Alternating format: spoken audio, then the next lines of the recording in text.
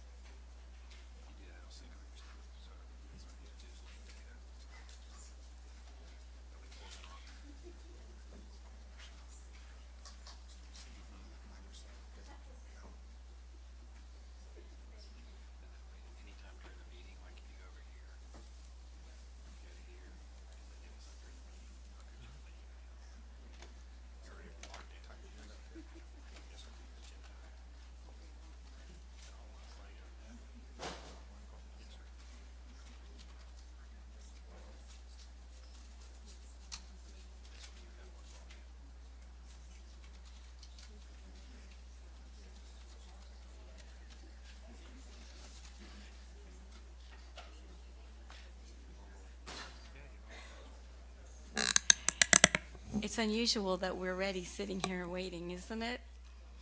The um, the performers tonight were the Fleming Island High School's Barbershop Quartet, and they were they were wonderful. They were quick but wonderful. We're a little bit early still. You could sing. You do not want me to sing. Maybe we get Mr. Davis to tap dance for us. I don't know if I have that skill set, but I can try.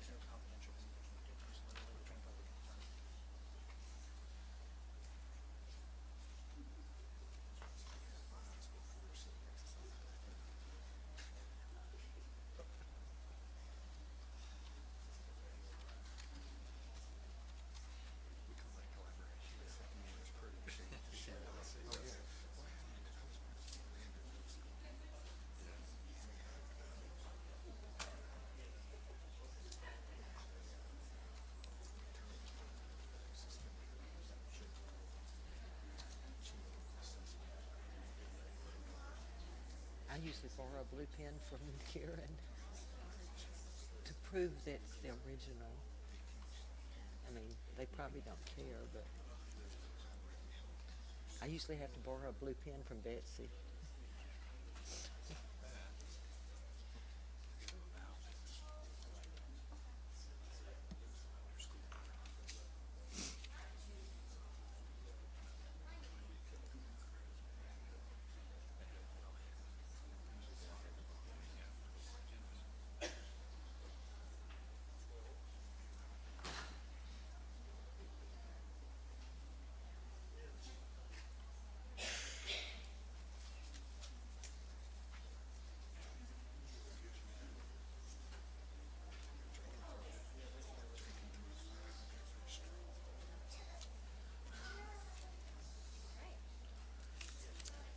All right, it's 6 o'clock.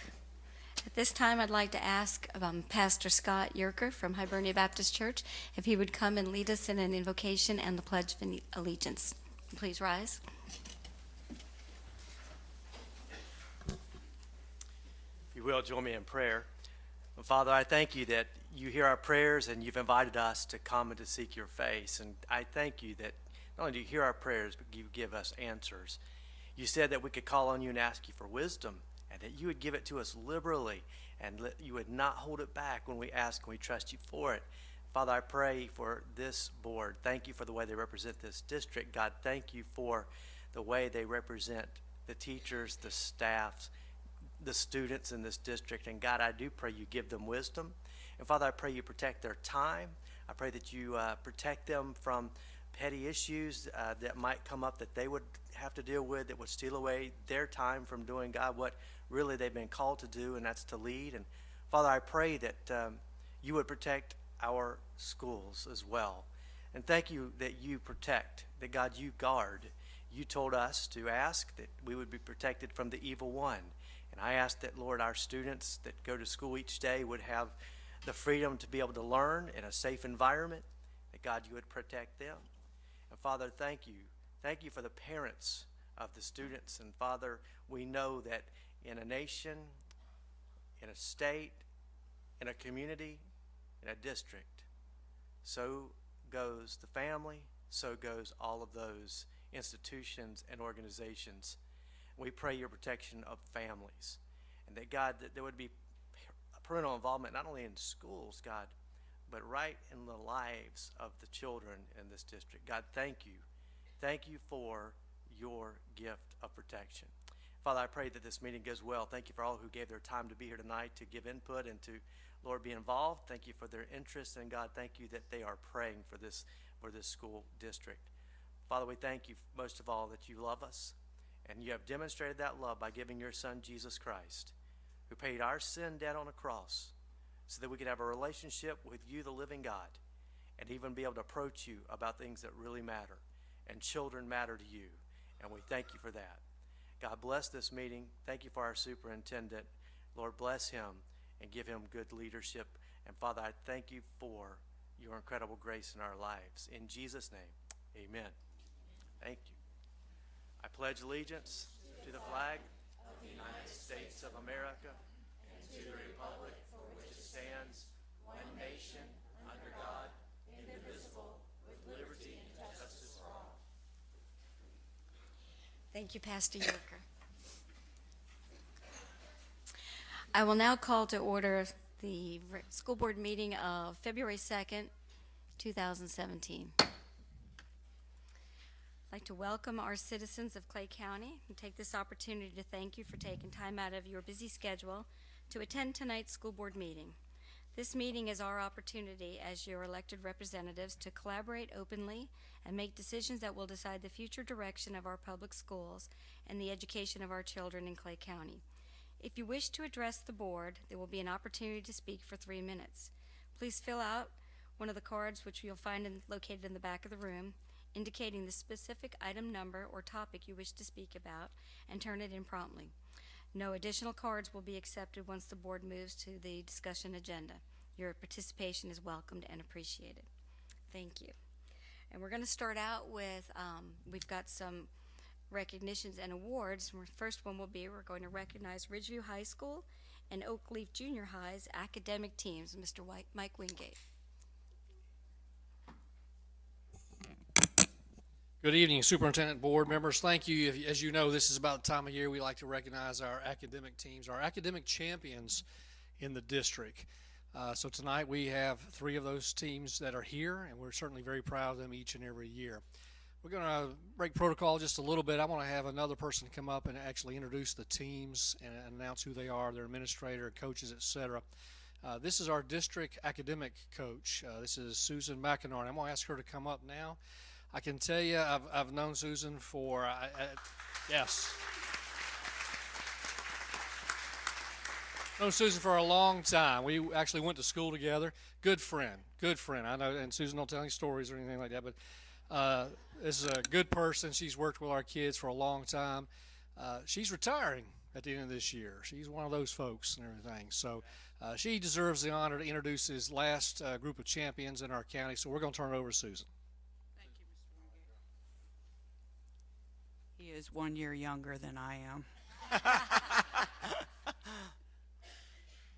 For those of you that may be new to Clay County, because I know we have a few new staff members, at our level we have an academic team at all of our junior highs, and we have high school academic teams at all of our high schools except for Keystone Heights, because they had a conflict with their dual enrollment classes. But this year, we're going to recognize first our junior high team, and I'd like to ask their principal, Mr. Williams, to come up with them. Their coach, Mr. Miller, couldn't be here tonight, but I'd like for Mr. Williams to come up and his team come up. The Oakleaf Junior High academic team was undefeated this year, and it's their 2nd year in a row for their defending championship. So they're our county champions for the junior high level. So the junior high, Oakleaf Junior High. I've been told there may be a photo opportunity. I'm not sure, so. Sure. We're going to have our superintendent come down and get in that photo. Awesome.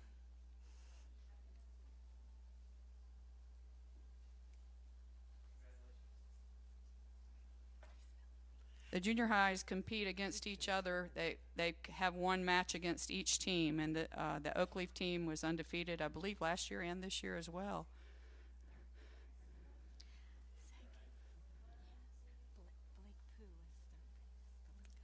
Oh, yeah. Keep smiling. Woohoo! Stay down there. There's more. Please. We're going to have another group, 2 more groups. We'd love to have you up here with us, too. Thank you, sir. I've been blessed to be associated with the Ridgeview academic team for 28 years when we were junior high and now high school. And I can tell you it's been one of the most rewarding experiences of my teaching career. I love being in the classroom, and I love my children in the classroom, but this has been really special to me. And they told me this year, Miss Mack, we're going to win the county championship for you. And I said, okay. I only ask that you give your best and you have fun. That's the most important thing. So, indeed, they did. We compete every week, and if any of you, I'd love to invite you to get involved next year and come to some of our matches. Every week, the 6 high schools compete every week with each other at a different location, and we model what we do at the state competition. I know you guys remember we're reigning state champions, from Clay County. We hope to repeat that in April. But so it's a running total for them. They may win one week and somebody else may win another week, but it's a running point total. So this year, I'm very pleased to say that I am the coach of Ridgeview High School, and our JV team won the county championship, and at this time I'd like our JV team to come up. We have a few missing because of all county course practice and an IB meeting and all kinds of other things. But the Ridgeview JV academic team, looks like there's only 2 of the 5. 3 of the 5.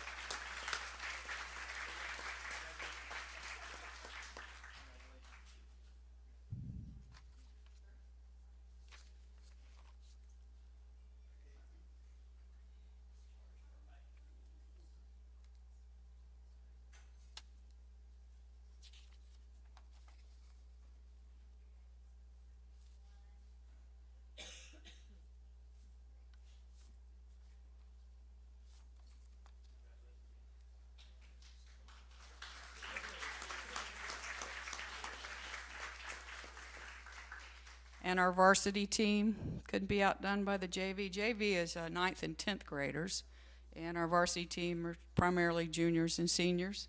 And our varsity team was also the county champions at the end of the season. So at this time, I'd like to call up the varsity team and also our principal, Mrs. Segreto. She is here with us tonight to come up.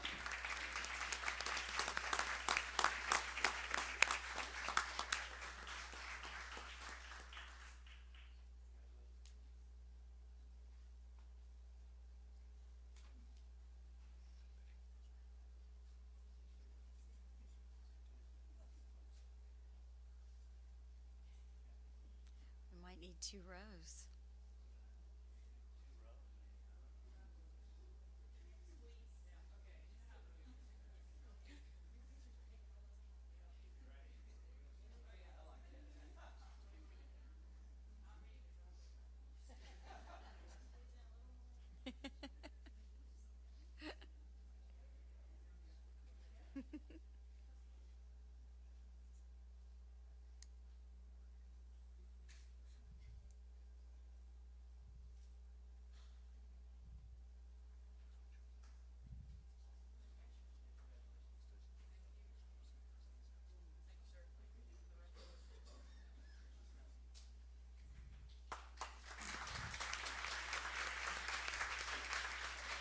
Thank you for giving us the opportunity to recognize these outstanding students, and we hope to be celebrating another championship maybe at the May board meeting. Thank you. Thank you, Ms. McInerney, and congratulations to all our students.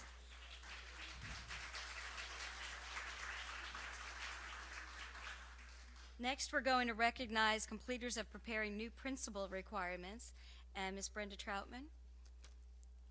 Good evening. Good evening. This evening, we're recognizing several of our current school administrators who've completed Level 2 of Clay County's Human Resource Management Development Program, qualifying them for school principal certification. So I would like to ask them to come forward.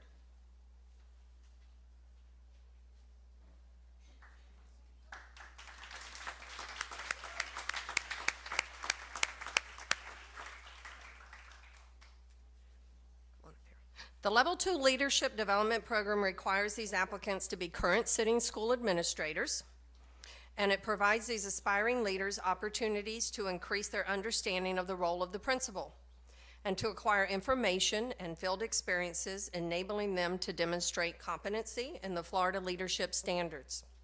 Participants observe, participate, and show mastery of each of these standards in multiple ways, including on-the-job experiences and documentation in a very large portfolio. So congratulations to Michelle Corsi. She's assistant principal at Argyle Elementary.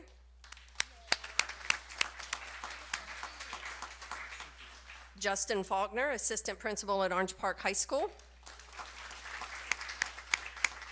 Amanda George, assistant principal at Lakeside Junior High School.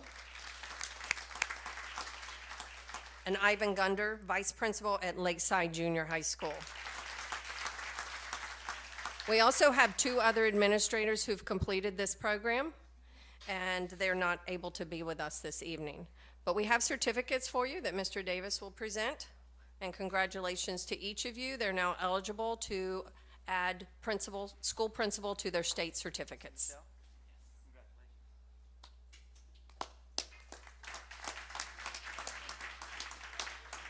Congratulations.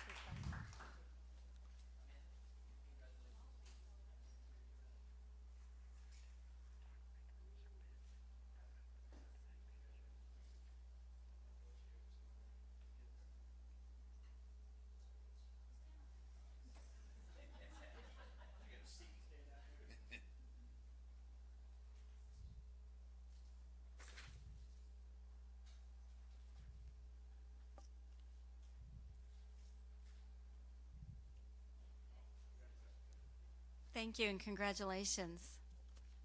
Our next recognition will be Career and Tech Education Month, and we're going to have Ms. Sharice Stewart come up.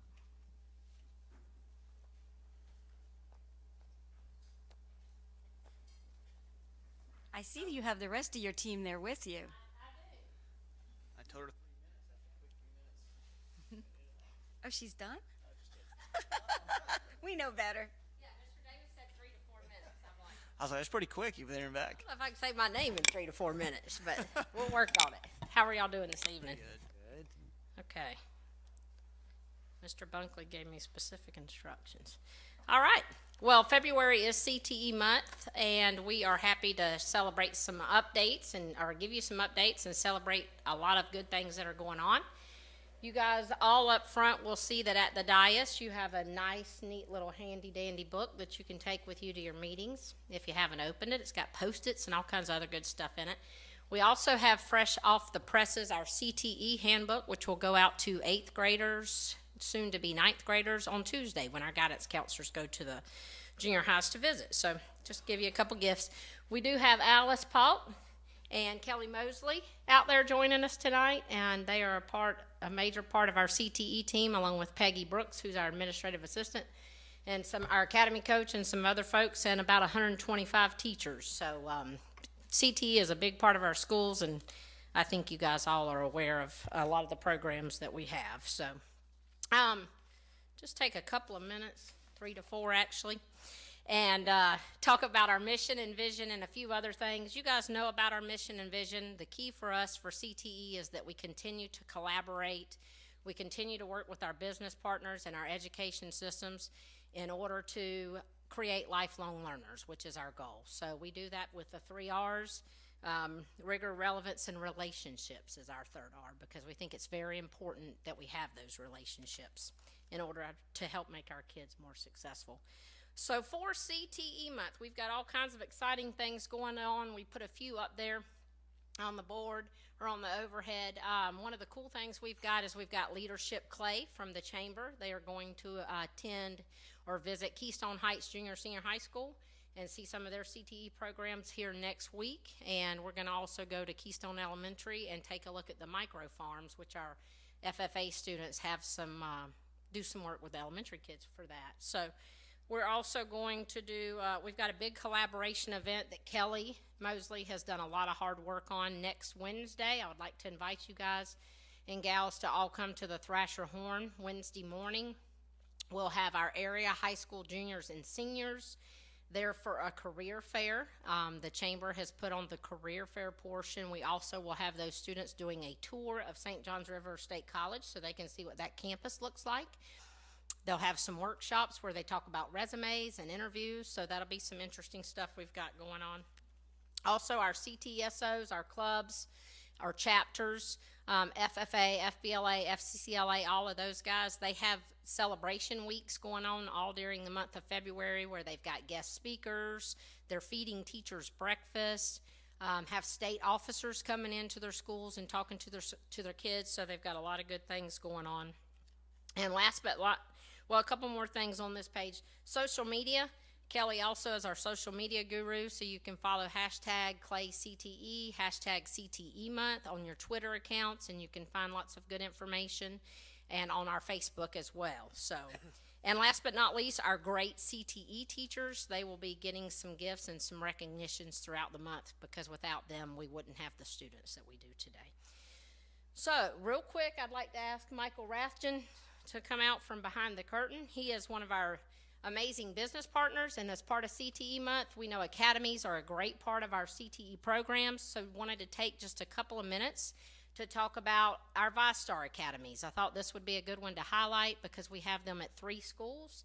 So if you did or didn't know, this is when they came into our system. I believe ViStar has 11 in-school branches throughout the region. 3 are in Clay County, with the first being in Fleming Island in 2008, Orange Park in 2013, and then Middleburg High School just this year. And a lot of you guys were at the grand opening and ribbon cutting. So that has been a great partnership. As part of CTE month, we all need to remember that CTE and academies give the schools a very good return on their investment because they help to build attractive programs. They help to get business partners inside the schools. They also help to provide additional funding, positive media coverage, and national accreditations as we continue to grow and have those model academies come on board. Another part of CTE and our academies is the fact that we do have to keep those business partners involved and keep our students involved in what's going on in the real world. So real quick, I'll just have Michael say just a few words about what ViStar's partnership has done for our CTE programs. Michael? Yes. Good evening, ladies and gentlemen. Thank you all so much, board members and Superintendent Davis and administration and the community for the great work that you all do. I live in Clay County, and I appreciate y'all working together to make it an even better place to live and work and play, so thank you. The relationships, you've mentioned that as part of the 3 R's. That's very important, and we're very appreciative that we've built some really good relationships with many of you over the years. And from a business owner, a business partner standpoint, that just adds a lot of peace of mind and, of course, stability to our programs, which we greatly appreciate. So the data that's represented on the screen is specific to our Clay County school partnerships, but I thought I'd take just a brief moment instead of reading each bullet point just to give you an overview of what the program entails. So our school branch program is designed to be partnered with either the finance or entrepreneurship curriculum, the career pathway that's outlined by the Department of Education, and it's a 9-week paid summer internship that we offer to the students who get selected to be a part of the program. We also offer an externship, a paid externship to incoming teachers who want to participate in that portion of it as well. And of course, the objective is to bring the learning to life. You know, there's probably a more efficient way to build out the school branches, but there's a pretty significant capital outlay that we put forth, but we believe in the partnership. You know, the students get a chance to develop those work readiness skills. They really experience what it's like to work in a professional environment, especially a fast-paced, highly sensitive financial services environment, and there's such a huge benefit to everyone involved. I've been saying it's a win-win-win scenario, so we appreciate it. You know, as we work with the students to help them grow personally and professionally, ideally, those students will then reach back out to their peers and help them learn those critical financial literacy skills, which we all know are very important to becoming college, career, and life ready. So we're honored to be partnered with you all. Thank you so much for what you do, and we'll be happy to answer any other questions if you have them. Thank you, Michael. So in a nutshell, CTE, very, very important for creating our kids who are college and career ready. Very important part, and that's why it's part of the mission and vision for our school district. Just up on the board now, we've just got just a few of the businesses that we partner with. So I would love school board members, Mr. Davis, anybody else, senior staff, anybody that would like to come out to the schools to see some of the exciting things they're doing during CTE month. If you're not getting out there, you're missing it. And those of you who come know there's some pretty exciting stuff going on. So don't be a stranger. Okay, come see us. All right, so that was like 5 minutes, Mr. Davis. Through the chair, you did a great job. Thank you. That was great, and our CTE programs really are amazing. Our next recognition is we're going to recognize teachers that received the University of Florida's Master's Cohort UF Future STEM certificates through the Math and Science Partnership Grant, and Ms. Katie Moeller is going to recognize them. Yeah, you should go down.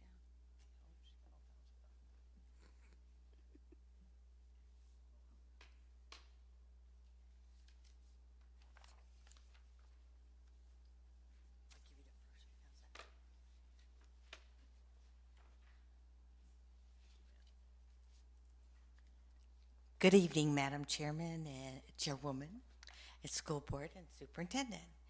The district, in partnership with Nassau County Public Schools, received a Math and Science Partnership Grant last school year, which was valued at $475,000. There were 5 projects in the grant, including the University of Florida's U Futures STEM program, where teachers were fully funded to join a UF Master's Cohort and earn a STEM certificate. This was a tremendous opportunity for teachers to receive graduate level courses in curriculum, diversity, chemistry, physics, earth space science, and inquiry. And we have 3 ladies to congratulate today. 2 are here this evening. Congratulations to Nancy Watson, Jamie Shaw, and Nancy Thomas for their very hard work and their outstanding accomplishment. Ms. Watson and Ms. Thomas, would you come forward, please?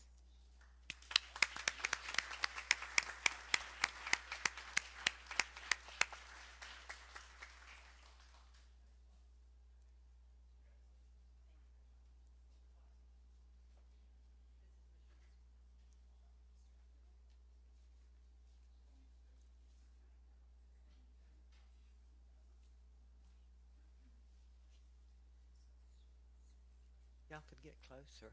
Yeah, you could all move to closer. He doesn't bite. Act like you know each other.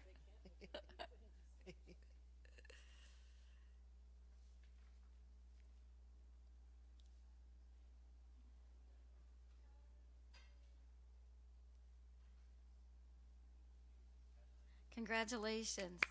No, I'm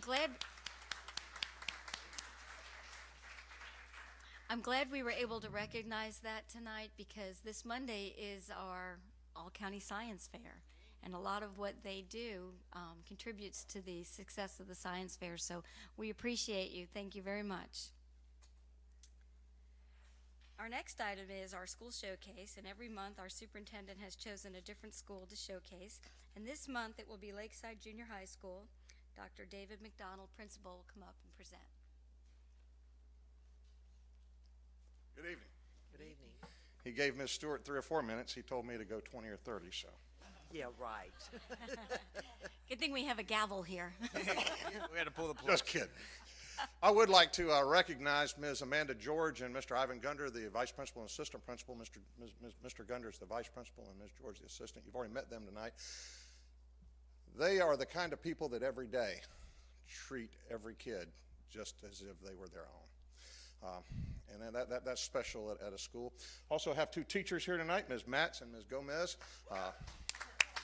Awesome teachers in their own right. Ms. Matz teaches math and Mrs. Gomez teaches social studies. And you go into their classrooms anytime and they're living the dream and doing what they're supposed to with kids. Just awesome teachers. It is an honor tonight it's an honor to be a principal in Clay County. And so sincere gratitude to Mr. Davis for affording us the opportunity to tell you a little bit about Lakeside. Lakeside Junior High School, 15 years in a row they've made an A grade. And that has been with a lot of different principals. You go back all the way to Mr. Ramsey, Ms. Lancaster, Mr. Oliver, Mr. Green. And so Lakeside has a history of great principals until, really, great teachers there too. But I tell you, people ask me all the time about what makes Lakeside great. And what I've got to say is there are tremendous teachers, but we've got a tremendous community. There is an amazing amount of parent support at Lakeside for all of the different programs. I know when I got there, the course director, Ms. Duchemin, they go to St. John's Country Day to do their course concerts. And I'm thinking, why in the world are we paying $250 to go to St. John's Country Day to do that? And she said, just come and watch. Go into that auditorium. It's an auditorium that seats 800 people. There weren't 25 empty seats in the auditorium for a September junior high course concert. The next night we had our band concert at the First Baptist Church in Orange Park. And again, I'd been to honor band concerts before and knew what kind of crowd, but I'll get there about 6:45 and show up and be able to walk right in from the parking lot. 6 blocks out, I'll walk in, and I'm thinking there's 1,500 people. I was a little off. It was 1,189, but that's the most they'd ever had in that church building.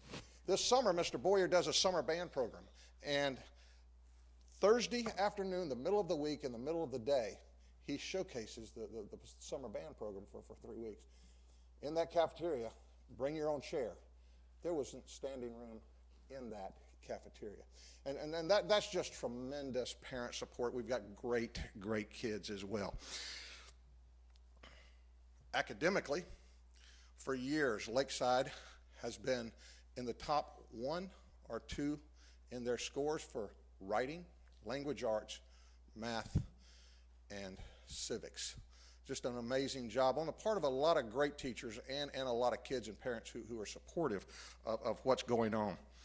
We conduct, as a way to improve teaching and learning, we are conducting and have been conducting a little more rigorously now, thank you, Mr. Davis, learning walks that are planned and meaningful. And what that then leads to is a lot of collegial conversation focused on how to do things better. You know, if you're not moving forward, you're moving backwards. And we'll talk about that a little bit in a minute.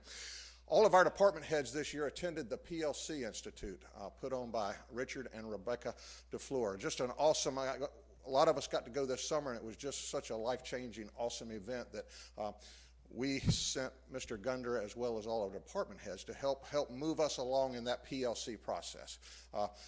we've been doing PLCs for a while, but there's a next step and there's another level, and that's where we want to get as we do that.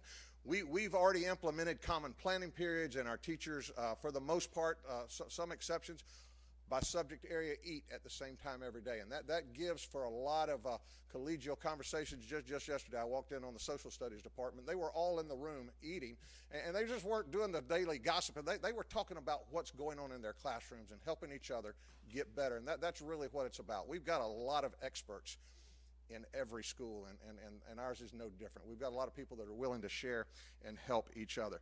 1 out of every 6 days, because of our rotating period, our teachers have an hour and 42-minute planning in the middle of the day.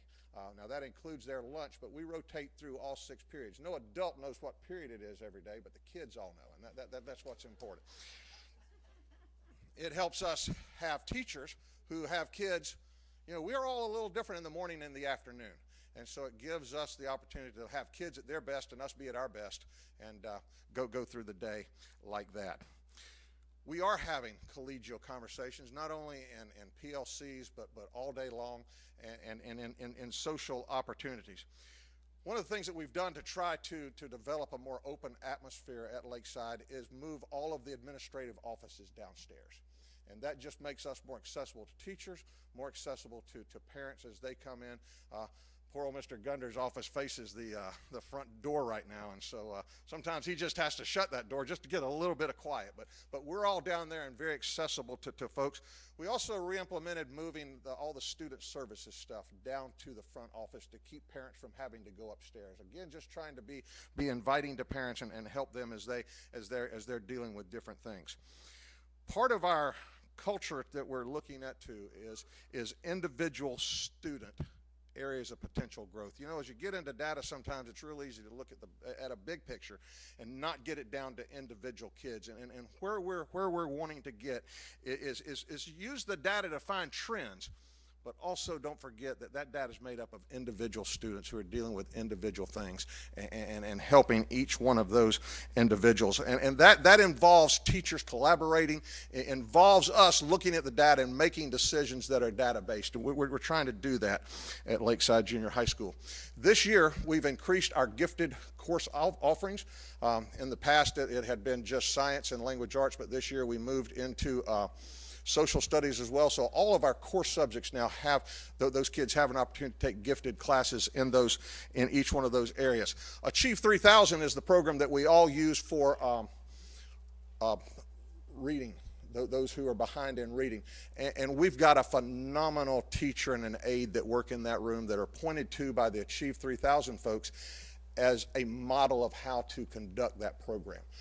We're not quite at the 2.0 yet, Mr. Davis, but we are at 1.9 every week. And our kids, it's a quality what they're doing. And what happens each week as we look at the data and stuff, our kids are doing well, and they make, mercy, some phenomenal growth in that program because the teachers are doing it right in there. Had some kids just go from an elementary level to college in a year, utilizing that program. Now, why were they so far behind? A lot of reasons maybe, but given the opportunity every day to do it right, kids that are making phenomenal gains. We've increased the elective program this year. We have creative writing, we've got drama, and we included journalism. Journalism isn't quite as big, but they're producing a yearbook this year for the first time in a long time, a student-produced yearbook. And the teachers already got plans to move more into the website development for kids and giving them more of an experience in the big journalism picture. But those classes all filled up, and we're very proud to provide those academic electives as well. Each month, we have a club and activity day. We've got a lot of kids that don't walk to our school. And so we provide an activity, and there are all kinds of clubs that kids get the opportunity to sign up for. Chess, board games, there are a dance club that they just break down the cafeteria and do aerobic dancing and things like that. Big stuff. Probably shouldn't say it out loud, but one of the most popular clubs is a dodgeball tournament in the gym. There are some creative writing clubs, there's some STEM clubs, and so kids have an opportunity to do that. We do that one day a month, and that's always if I could get away with doing it once a week, I probably would, but some teachers have some other things that need to go on. One of the neat things, I've talked about our fine arts program a little bit, that's just a phenomenal. Mr. Boyer and Ms. Duchesne are awesome in that. One of the neat things we did this year was the Middleburg Legion 250, Post 250 came out and presented a POW, dedicated a POW memorial this year in our library that will stay there forever. And that was a neat thing. We had all of our social studies students that period, plus a bunch, 7th and 8th graders, who got to come in and watch that ceremony with these Legion guys, who some of them had been prisoners of war themselves, and to be able to honor them. And then they opened it up to the kids to ask questions, and some very good questions that the kids asked those guys. Some questions that maybe you really don't need to ask that, but those guys were awesome as they took the opportunity to explain a little bit about our history. And so you can go into our library all the time and see that. It's an awesome memorial. Also, we offer the same interscholastic programs, athletic programs, that the other junior high schools do in this county. But I guess one of the things about our coaches, just like our teachers, it's more about life than it is winning a ball game. And we've got great coaches who really do focus on the life things. One of the neat things, you might expect a girls volleyball team or basketball team to have a high grade point average, but this year our boys basketball team, very competitive team, averaged a 3.87 grade point average, which is just awesome. And we've got those kind of scores with some of the other girls sports, but boy, boys basketball, that's really an awesome representative of academic and student athletes. We've got some areas to grow in. One of the things that we need to do is develop a systematic approach to helping struggling students, and not just leave it up to chance, and make sure that every child is given the opportunity to get that guarantee that they ought to be able to get, and making sure that our teachers are doing those things, finding ways to help those level 2 students. Level 2 is not okay. Helping those level 2 students move to grade level and beyond. And they're coming to school, kids more and more coming to school with lots of baggage. And it's just trying to help them get through that baggage and understand that baggage, and help them achieve academically, and help them achieve their goals and dreams.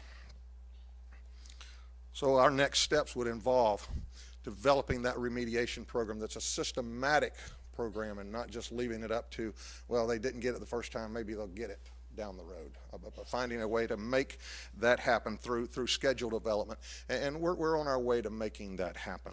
Also, we want to continue to increase our academic elective program, and give kids, we're in that whole school of choice thing, and there's some things we can do within our given allocations to make sure that we've got a wide range of things for kids. Junior high kids need to explore. They need to find out who they are and what they're about. And so by providing a wide range of elective programs, we've got the CTE program that the other junior highs have, but having some of those other things is also just as important. Thank you for letting us have an opportunity to speak tonight. Any questions? Thank you very much. Okay, thank you. Any questions of the board?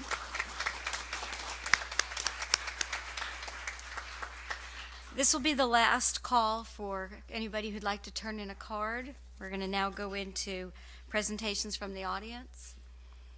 Our first card is Mr. Keith Nichols.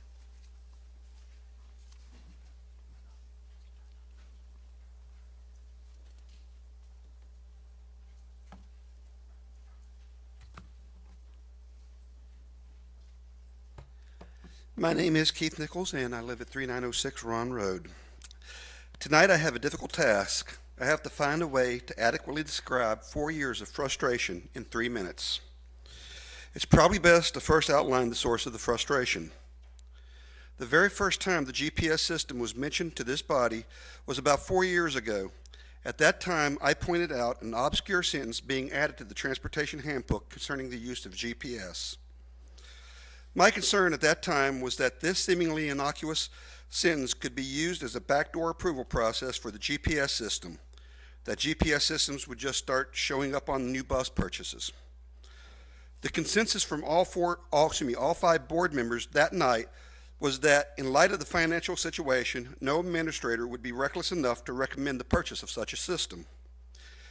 Yet within 2 months, it was discovered that 10 buses were part of a pilot program, and within 8 months, Mr. Warnberg was standing in front of you with hat in hand, assuring you that due diligence had been done and that this system would dramatically improve efficiency and save us a ton of money. This request was brought before you twice before being approved on the third try. The first 2 times, Mr. Warnberg tried to sell you on the efficiency of the system and the real-time nature of the data due to it being satellite-based.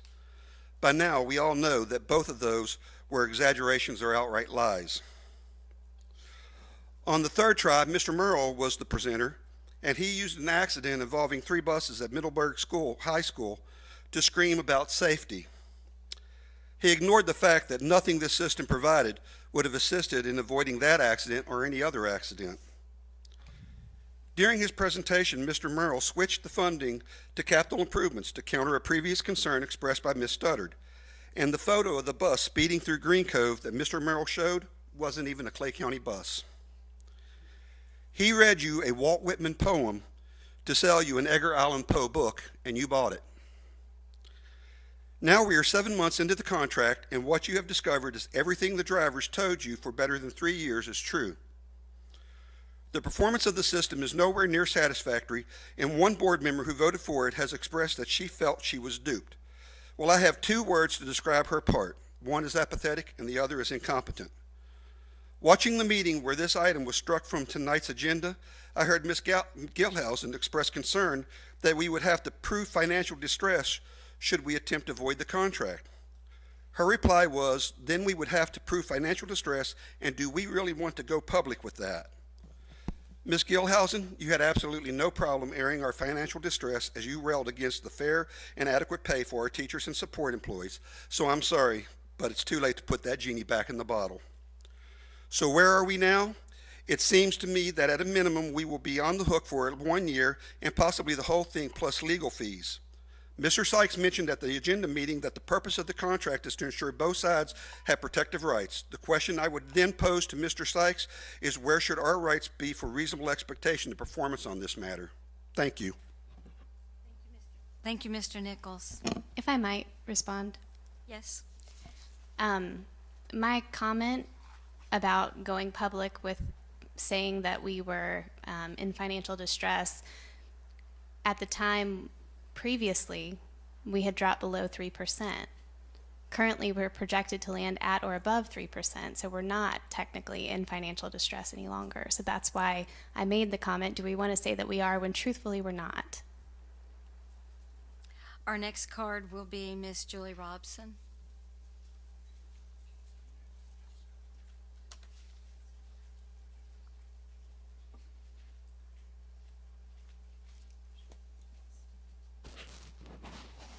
Hello, my name is Julie Robson. My address is on file. I'm here tonight as a concerned Clay County parent. I have spoken here a few times in regards to my children being held hostage on the bus by Suzanne Brisbane because of her I guess I'll show you moment because you complained on me. Things are still going on regarding this driver. I have heard of some complaints being made to the transportation office of the driver and monitor now making personal calls to the parents saying that certain people aren't fit to be around children and don't need to work around children. I highly doubt this is in their job description. I have heard, we have spoken to them, it won't happen again, change is coming. Well, my question tonight is when is enough enough? If I have to spend 3 minutes up here every single month to take a stand, so be it. In regards to the GPS, yes, I believe it has some positives, but I believe the negatives outnumber the positive here. Spend your money wisely on something that's going to work. I'm all for safety of the children, and so should all of you. But may I suggest once in a while, transportation needs to get out of the office, drive around town, see what's really going on. I wish transportation would take parents serious sometimes and stop treating us as the problems. I have heard way too many problems, and parents give up because they talk till they're blue in the face. They say, what's the point? They don't do anything. Thank you. Have a good evening. Thank you, Ms. Robson. Our next card is Ms. Kim Stacy.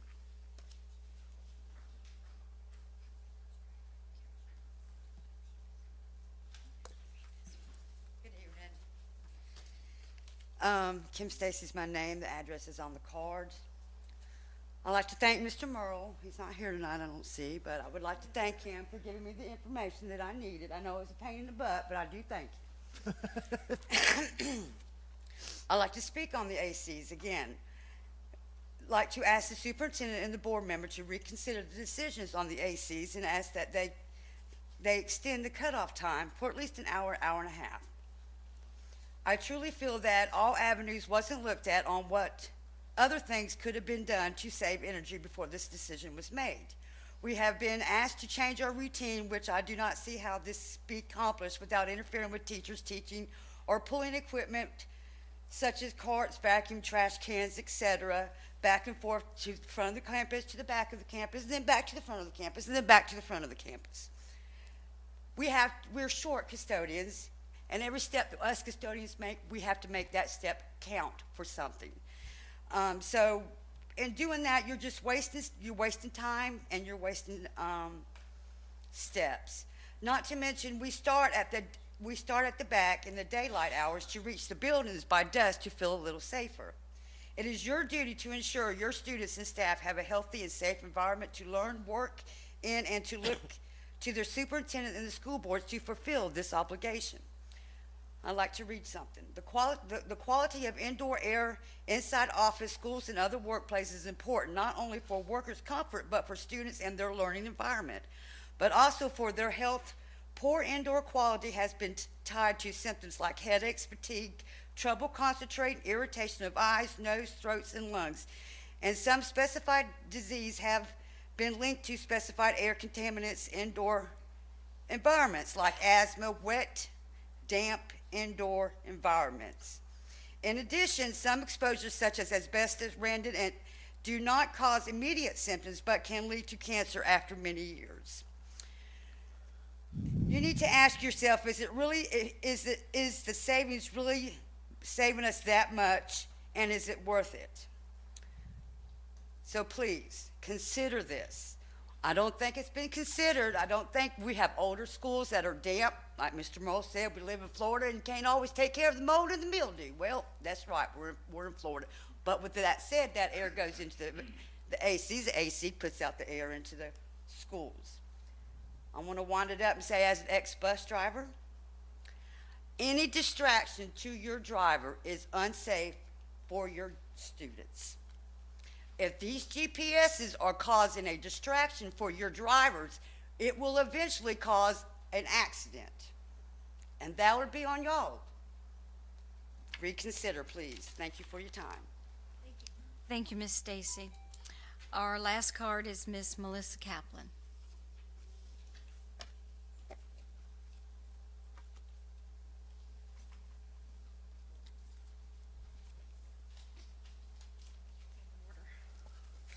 Good evening, school board members and Superintendent Davis. My name is Melissa Kaplan and my address is on file. I would like to briefly tell you about my journey through school and how it has impacted my life and how I use my story to impact my students. I am the product of a vocational program. I was a high school junior, 17 years old. It was the end of May and the end of the school year for us, when I was just moments away from being a high school dropout. My parents had finally divorced after several years of chaos in our family, and I was living with my grandmother and needed to support myself. I went to my guidance counselor and told her I was dropping out, and how did I go about getting my GED? She looked at me like I was crazy and said something along the lines of, "No, you're in the top 5% of your class.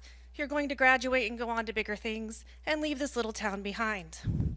That's your dreams. Why would you give it up now?" I replied with, "I need to do something besides sit in class every day, and I need to be working and earning money." It's a very small town, and everyone knows everyone, and she knew my circumstances. I told her I wanted in the ICE program, or I was quitting school and not coming back. The ICE program was the interdisciplinary cooperative education program that had been started a few years previously to help at-risk students to graduate. You went to school for English and government and economics, and then a class on business skills, then off to school or off to work you went in an internship-based program. It was based on my future career choices. It's a pretty neat concept, right? My guidance counselor looked at me like I was an alien and said, "You can't do that. That program is not for students with good grades. It's for kids that want to drop out." Hello, lady, that's me. This stereotype for this program was that it was for the quote-unquote bad kids. I'm never going anywhere kids. I told her, either give me the program or I drop out. I will figure it out as I go.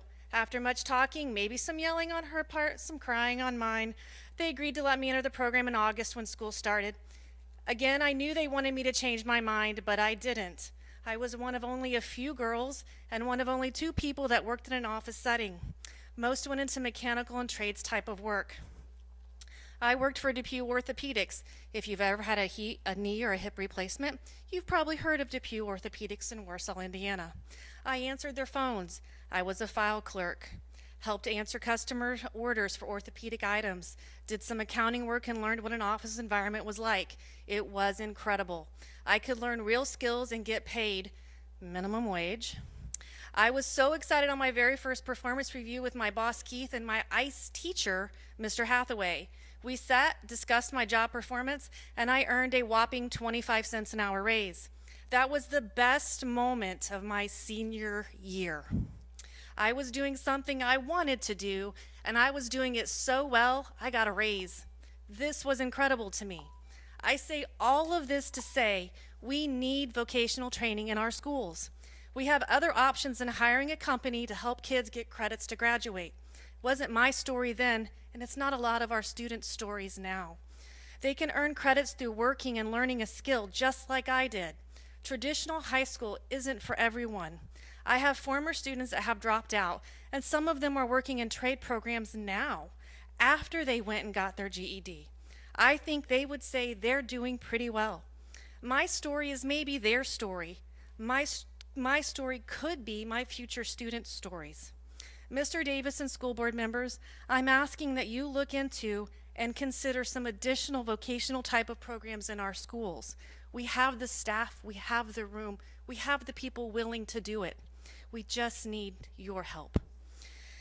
I have met some interesting people from local colleges and I'm sure would probably partner with our school and help our kids enter into these trade and vocational programs.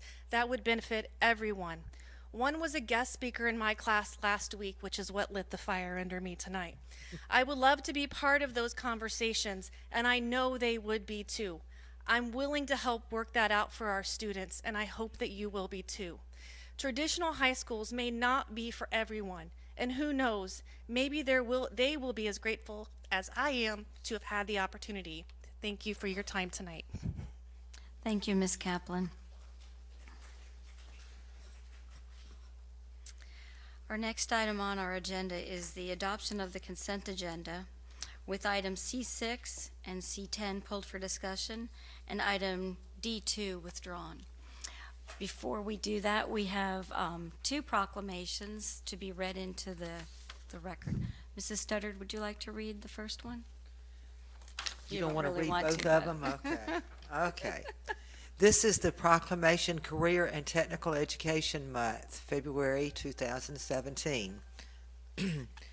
Whereas profound economic and technological changes in our society are rapidly reflected in the structure and nature of work, placing new and additional responsibilities on our educational systems, and whereas the efforts of career and technical educators, business and industry stimulate the growth and vitality of our local economy and that of the entire nation by preparing graduates for careers that are forecast to experience the largest and fastest growth in the next decade, and whereas career and technical education serves as the backbone of a strong, well-educated workforce and contributes to America's leadership in the international marketplace, and whereas career and technical education provides Clay County students with a school-to-careers connection, helping students experience practical and meaningful applications of any number of skills, And whereas there are more than 11,000 career and technical education students in Clay County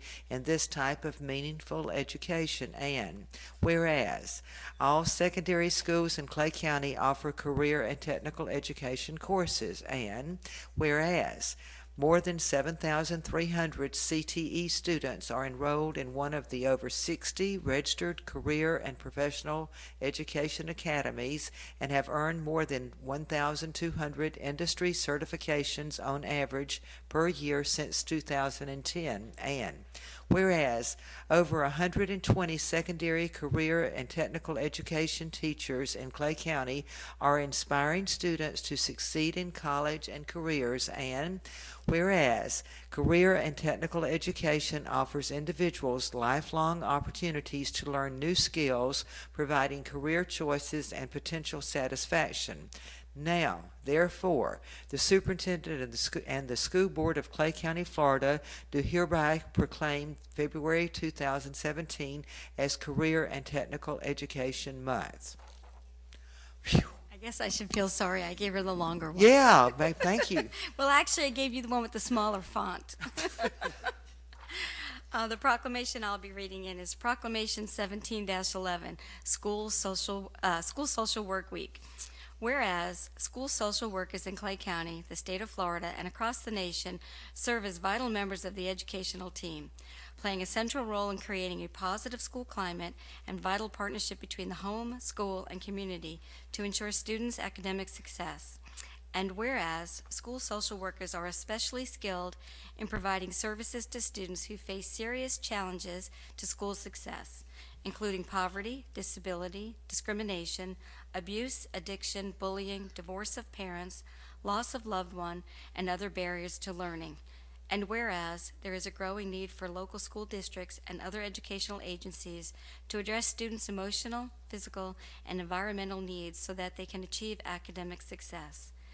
And whereas the celebration of School Social Work Week during the week of March 5th through the 11th, 2017, highlights the vital role social workers play in the lives of students and families in Clay County.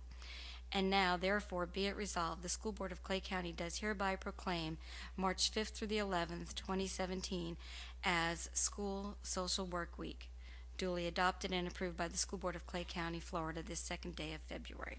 Thank you. So I'll entertain a motion for the adoption of the consent agenda with items C6 and C10 pulled for discussion and item D2 withdrawn. I'll move approval. Second. I have a motion by Ms. Gilhousen, a second by Ms. Studdard. Any discussion? Is there any questions on any consent agenda items that? I have a question. It's not about the consent agenda.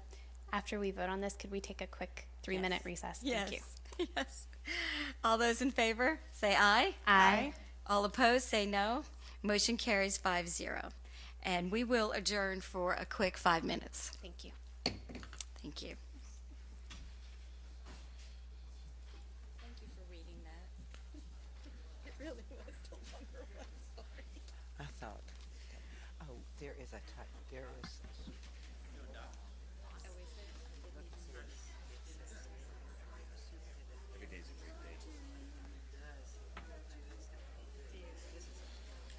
Yeah.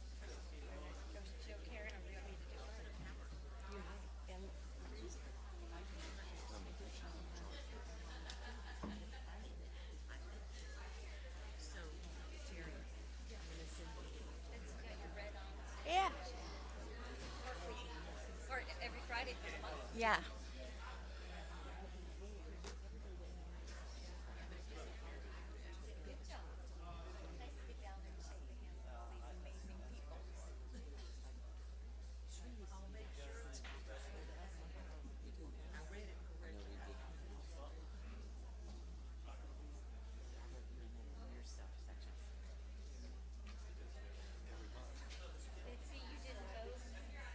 I've had everybody except for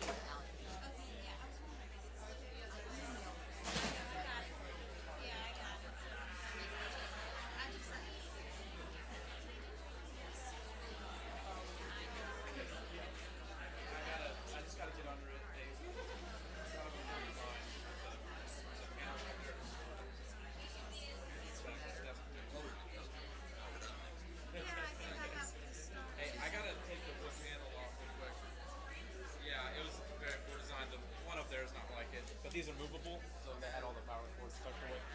No, it's fine.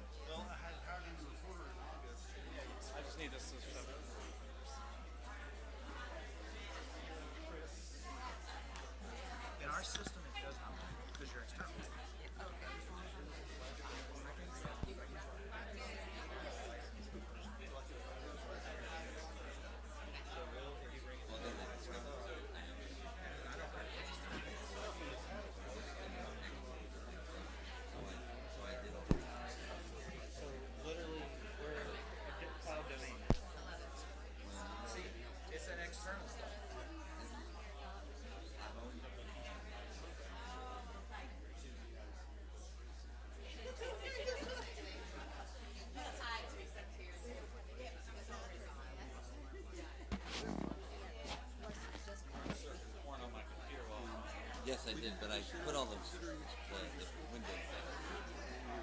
they checked them. I don't think I kicked it at all. No, I'm just saying. I had that. Yes, sir. Terrible design. I won't kick it at all. I promise. Sort of. Too much. You can kick it. Whatever makes you happy. Break it. You're with IT, right? There are software programs that employers can engage in that make sure Yeah, people let's aren't go. surfing. All right.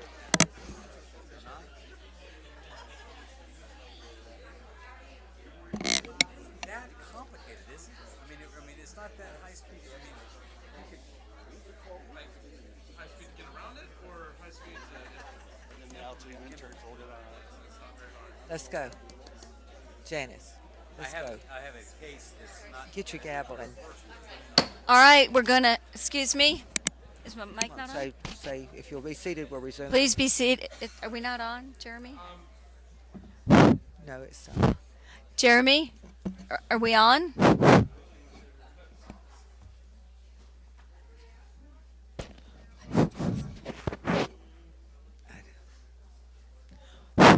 Thank you. At this time, we'll reconvene our school board meeting, February 2nd, 2017. Next up on our agenda is an update from the CCEA representative, Ms. Laura Mayberry, is filling in for Ms. Rena Lee Paiva tonight. So anything bad she says is actually coming from Ms. Paiva.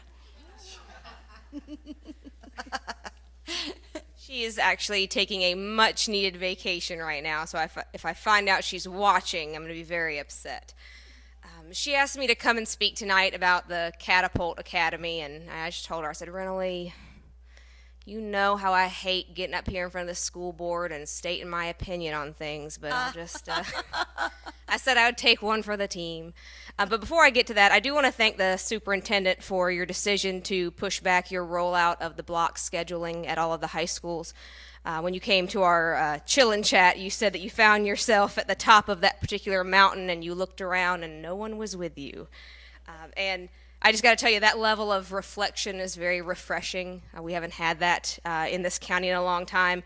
We just spent 4 years with a leader who lived on top of that mountain, and the rest of us were down at base camp. So it's just very nice. You'll have to excuse our hesitation to jump feet first into the latest and greatest best practices, because we've been down this road before and we just never get the support, we never get the training. So we look forward to working with the school board and the district. We're coming into open book bargaining, so there's going to be a lot on the table.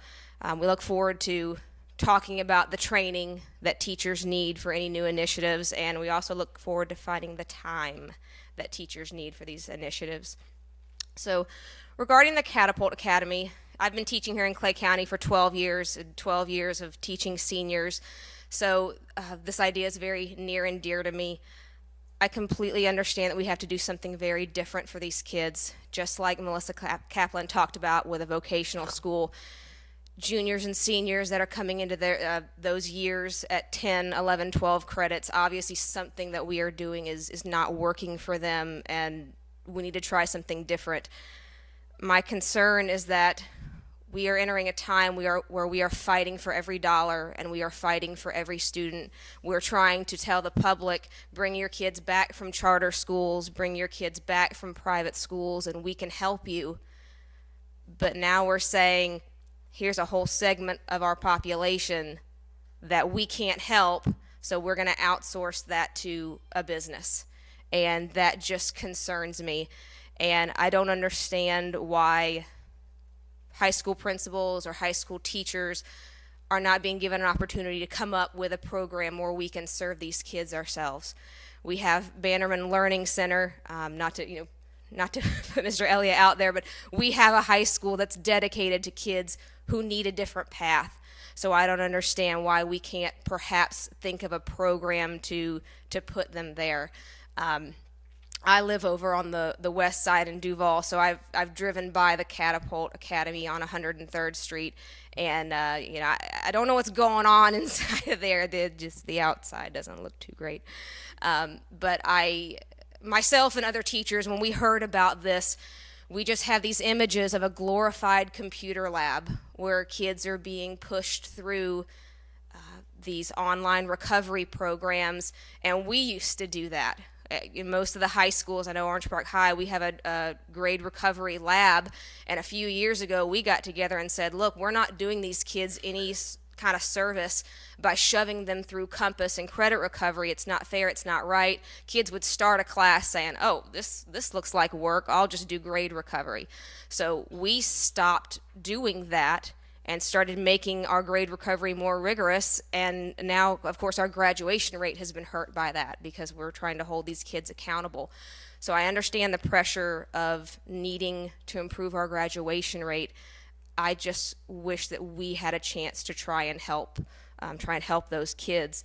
Another thing that was very concerning is I looked over the data that they gave you guys. I guess they gave you a presentation in January. And they had several charts in which they talked about how many credits they had been awarded in all the different counties they serve, and it talked about how many kids had gone through and gotten diplomas and certificates of completion. But the problem is, it never said how many kids they had enrolled. So that's just like me telling you how many kids passed my AP exam, but not telling you how many kids took it. So I'm wondering if we can possibly get that data from them. So if their dropout rate isn't, any lower than ours is, then I'm not sure why we're shipping kids to them and shipping dollars to them when we can serve them. So myself and Renly did have a few questions, so I know there's going to be a presentation, I guess, from the superintendent in a few minutes about this, and I'm hoping a couple of these questions can be answered because I didn't see it in the contract that was attached tonight. The first question is, will transportation be provided for students that need it? Second question is, will they accept kids who have already dropped out and are officially out of the system? Can they then come back in, and will the state give FTE dollars for that, or will we possibly be on the hook for extra money for them? And then the last question was, we had an issue with some of the charter schools where they needed our school psychologists and some of our counselors to deal with some issues because they didn't have the staff for it, and we weren't properly billing them for it. So they were getting the full FTEs, yet our people were having to rotate to those schools to serve some of their kids that had IEPs and different issues. So I'm just wondering if that is possibly going to be an issue, or when they say that they provide these wraparound services, are they truly hiring all the personnel for that? And are their wraparound services any different than what we already have? Not only at all of our high schools, but maybe especially at Bannerman. So I promise I'd really like Mr. Elliott. I'm not trying to make any more work for him, but I know he would certainly love a few more kids. So thank you very much for listening, and I look forward to those questions being answered. Thank you, Ms. Mayberry. Our next is a update from Ms. Teresa Dixon on our CESPA group. Thank you.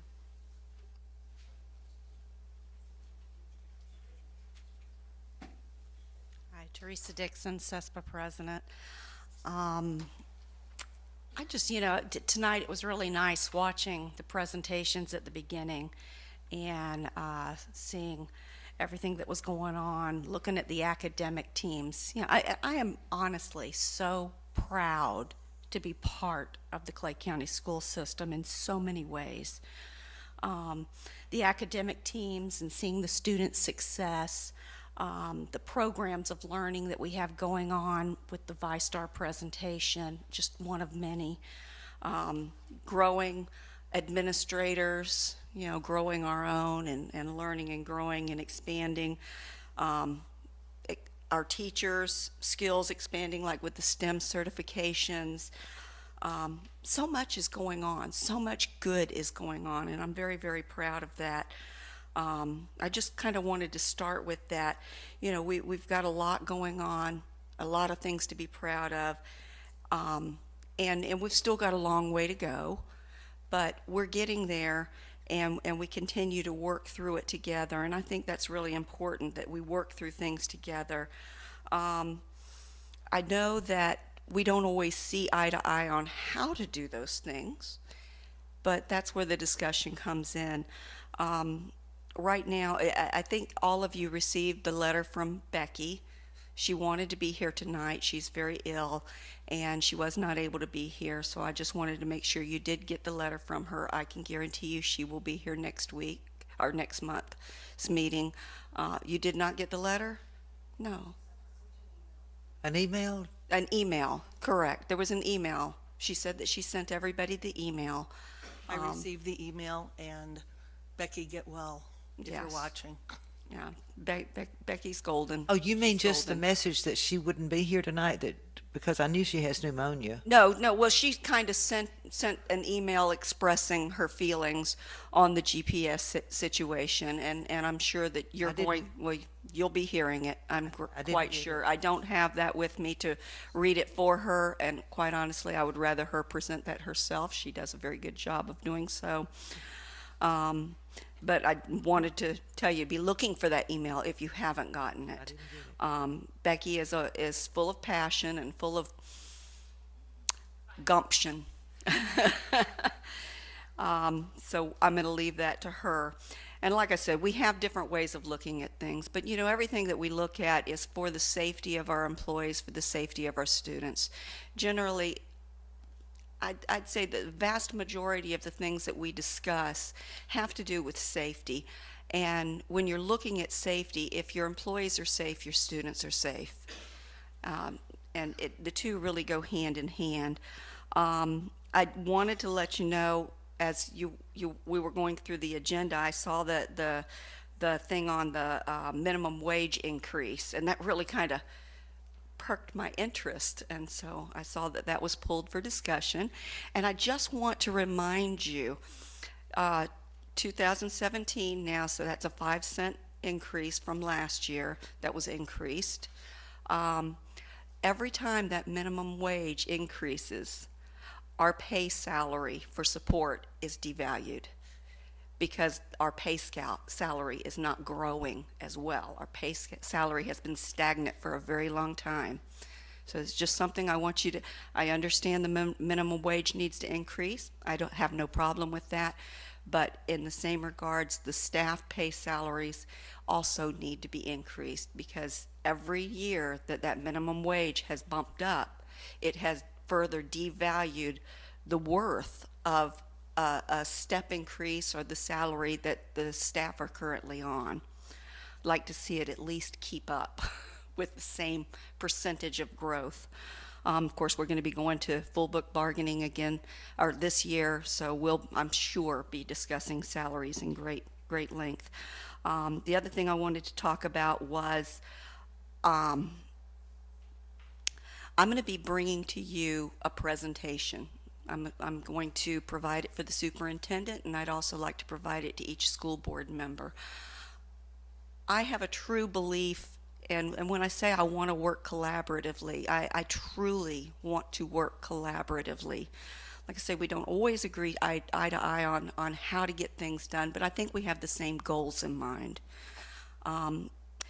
But I'm going to be presenting a package to you before the next school board meeting. I want to give you time to look over it and consider some of the things that I'm going to be saying in that. A lot of what you're going to see there is going to have a lot to do with job descriptions. I know I've been working with Mr. Broski, with Ms. Corey. We've had, some informal discussions on job descriptions and the need to kind of dig in there and get some things straightened out. We had this past weekend a targeted issue organizing, which is kind of when we bring all of our CESPA members together and they can talk about issues that are going on within their specific job category and work sites. And one thing that was brought up was the job descriptions, brought up by numerous people. And I've got some people who have said their job description hasn't changed since the 1990s. So many of these are antiquated, and we really need to get this addressed. And I would like to work collaboratively with the board to make that happen. I know it's a big job, but it's something that is pressing. It needs to happen. Another thing that you're going to see in the presentation that I'm going to be giving you is going to do with evaluation systems. And this is something also that we've discussed with, I've had a lot of discussions with Ms. Corey on the evaluation systems. And I know we just went to kind of a new electronic format for certain aspects of it, but the evaluation instrument itself needs some tweaking, needs some work done, and I'd like to work with you on that. I also want to point out that in the contract it says that annually there will be a review of the evaluation and discipline within the district, and that the superintendent calls for that. So Superintendent Davis, I'm asking for you to call for that committee to come together, to be put together, so that we can formally get to work on the evaluation system and do the updates that need to happen.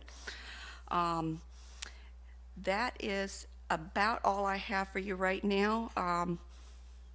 So have a nice day. Thank you, Ms. Dixon. It's nice that we get an update every month from our staff, so thank you. Mr. Superintendent, an update for you. Yes, ma'am, and thank you for everyone that has the courage and continues to push us to think differently within our school system and give out great reports for us to move forward. Before I talk about my transition plan, as I'm in my 45th actual day, work day in Clay County, I want to take a moment to highlight and celebrate February, because February is Black History Month. Since 1976, February has been designated Black History Month in an annual celebration for African American achievements. During this time, we pause to reflect on numerous contributions for African Americans that have made to our nation and throughout our history. Black History Month promotes opportunities for open dialogue, personal interactions between many different cultures within our county and also within our nation. This conversations and interactions can lead to a better understanding of appreciation of what experiences and daily dilemmas we face as a community, and more importantly, as a larger society. There's so many activities that are going on with our county this month. I know that we sent some information, some links for ReadWorks that can be implemented within our schools, within our classrooms, for our teachers. But there's a lot of activities that will allow our students to be activated and approach and celebrate the achievements of African Americans within our history. I'll give you an example. Rideout Elementary is focused on accomplishments of Mary Jackson, Kathleen Johnson, and Dorothy Vaughn. These are three women that are featured in our recent movie, which is Hidden Figures. And these are individuals that our students can better understand how they played an active role in the roles and critical roles during the space race. And so many things, such as an example of Orange Park Junior High School, where they're taking prominent African Americans and celebrating them through the morning announcements. And then they're taking a deeper aspect and deeper look within their ELA and social studies classrooms in order to have a better understanding of their contributions to our society. We know that Black History Month is a part of the year where we all come together and we can celebrate what we can be if a society is open to and willingly embrace the past, as we are so willing to embrace our future. So lots going on in February, and I just want to take a time to highlight this focus for us in Clay County Schools. All right, so we'll talk about the transition plan here for this evening. I know I usually give principal showcase in between 3 to 5 minutes. I will try to stay around 5-7 minutes on this presentation. One thing I promised that I will not do, I will not share details this evening with the board. I just will go over every goal to talk about what we've accomplished and areas of opportunity as we continue to navigate through this 100 days. Again, as you know, there were 6 elements that the 100-day plan actually focused upon. Building the board relationship between the superintendent and the board to make sure there's a healthy interaction. We also wanted to make certain that we looked at every facet of our curriculum, our frameworks, and our systems in order to have a better understanding of how we are taking the time to enrich the student achievement within our classrooms. Also, we wanted to make sure we unpack the entire culture of this organization to make certain that we have a positive climate and culture which creates the best working conditions for all of our employees and a healthy working condition as well. But we also wanted to look at our performance management systems. What are we doing systematically through data, through trends, in order to make informed decisions? And really wanted to figure out how, number 5, how we can actively engage every stakeholder, every community member, every teacher, in order to make informed decisions to move forward holistically. And finally, looking at the effective management of our organization. How do we operate from our facilities? How are we fiscally responsible? And what are we doing to create the best experiences? And as a reminder, the expected outcomes was to capture, our key findings, observations, and feedback from all of our stakeholders in order to create a strategic 4-year plan that will allow us to drive work through our initiatives, projects, and also targets, individual schools and also at an aggregate of at the entire district, and ultimately come up with a vision and mission that everyone in this entire community understands, and we're working holistically to improve the experiences for our students every single day from pre-K to beyond 12th grade within our school system. Now, overarchingly, the purpose of the Elevate Clay was to look at many facets to engage teachers, support staff, district personnel, school-based administrators, board members, students, along with community members and caregivers and business organizations in order to look at 4 facets of our school system. We want to look at the instructional focus. How is that impacting student achievement? We want to look at our curriculum and curriculum instruction to see what are we doing from a professional development standpoint. Does our curriculi that we offer at every grade level or every content really allow us to improve the experiences? And also look at our climate and culture that I spoke about a minute ago to determine what kind of conditions are we creating to actively engage every stakeholder. And overall, look at the overall operational and programmatic aspect. What assessments can we create in order to create the best experiences within our school system? So this is a little chart to talk about the first 8 weeks that I've had on task. And I speak of 8 weeks. Those are school weeks. Schools are student and teachers are on task every single day. We've had a lot of accomplishments. I've been to 29 schools, which is 70% of our schools, and we have 41. A number of classroom visits that I've able to visit classrooms and see great teaching and learning taking place. A number of external visits with business organizations, faith-based partners in order to figure out what they can do to be student advocates. A number of positive media interactions. We have 4 listen and learn sessions. We have 3 more to go. We call them chat and chills, chill and chats. I'm not sure what the name is now, but it's an awesome time. And if you haven't been to one, I encourage those who are watching to attend. I encourage those who are here this evening to attend. They're really thoughtful and reflective, and when you get to see the whole dynamic of what the community is pushing me and the district to create, and which is the best experiences. I've had a number of dialogue with Davis sessions. This is where I meet with key staff, principals, vice principals, assistant principals. I've met with a number of bus drivers. I've met with schools. I'm meeting with school psychologists coming up. I've met with school counselors in order to identify what's working, what's not, and what we can do differently. And then one of the great number we see that the board meetings and workshops, I've had about at least 12 interactions with the board where we're really trying to define our roles and been really trying to identify our direction in reference to what we can do to move collectively to be a team approach, which I think has been the great approach now. And then also looking at, and this has all been done in the last 8 weeks of I've been here. So it's been it's been excellent opportunity to really learn what's going on in this organization so that I can really figure out how I can be a problem solver and decision maker to create the best environment for our students and our teachers. And we look at the interaction for Goal 1 with our accomplishments. So many things that we've done. We've been able to create feedback and direction, an open form of communication with every board member between with identifying what's working, what's not, and what we can do differently. We also look at, we've had professional relationships, and that's been presented in every one of our board meetings thus far, and outside during our workshops, and also through our individual interactions. We also have defined roles in reference to governance. We've had bi-weekly meetings to improve the exposure and transparency of what we're trying to accomplish to our agendas, and also any other issues that may come up through workshops. We've also had a monthly meeting with the board chair in order to set the agenda to make sure that I'm in compliance and to make sure that we're doing the right things and we have the right agenda in place to be efficient in evenings such as this. Areas of opportunity, I believe, is to schedule individual meetings if that's what the board wishes to do in order to continue to have access to what's going on. Also to look at to continue to interact with board members to identify student advocates and key individuals in our community that I can meet with in order to figure out how their partnership can elevate Clay. And also, if the board desires to continue to do a SWOT analysis of the entire district, which I have done most of it, but we can truly listen to their thought processes so that we can move forward. SWOT is strengths, weaknesses, opportunities, and potential threats, in order to identify every facet of the school system so that we can move forward in a systematic approach. Goal 2, we see that we've done a lot in Goal 2, which was we met with every administrator to determine where we are instructionally. What are we offering? Does it work? Does it not? Is it aligned with standards? Does it provide the best experiences intellectually to push our kids to critically think and to cognitively think? We've looked at transforming the leadership, the role of a leader, principal, vice principal, and assistant principal to really becoming that instructional coach and working side by side our teachers.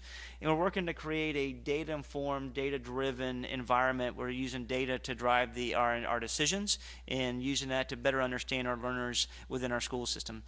Areas of opportunity, we still have to unpack curriculum, so that's a continuous job to make sure that it's aligned and it's effective, and we're looking at a historical approach to make sure it's been proficient for us within our school system. Those certain curriculums that have not proven to be competent, we will either selectively abandon with the partnership of teachers and leaders and former community educators in order to select the best curriculum that aligns with our needs and aligns with the state standards and provides enriched opportunities. Then also we need to really understand and look at determine the vision of what our common excellent instruction looks like. So when we're working in our classrooms by content, what are we actually looking for? And that's side by side teachers and administrators in order to create that opportunity and that experience. If we look at Goal 3, which I just came back. If it was pretty fast goal for you, we did a lot of things. This, I think, is the heart of the organization right here. I think this goal, we really have to really focus on our climate and culture.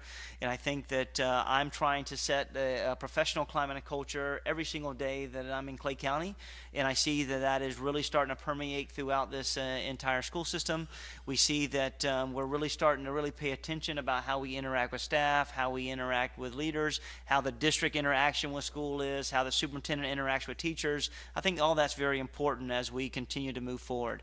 I think we have launched the Insight Survey, which is going to give us some data, hopefully in the next few days, that allows us to determine multiple facets of this organization so that we can set priorities, whether it be priorities for professional development, our evaluation system, the way we give feedback, the way we assess our students, the way we identify curriculum, the way we leverage relationships with our teachers and staff. It'll give us a holistic approach of what we need to address and prioritize that within the organization. And this data also gives us a top quintile within our school system and allows us to be able to connect national trends to see if Clay County's trends are really moving forward.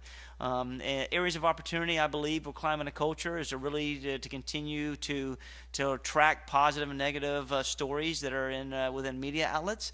I think that we've done a great job with expanding the communications department and Ms. Snyder working with Ms. Lauren in order to create a better perception of our county and to really have positive. And we have more coverage within our schools to continue to promote positive aspects within our school system.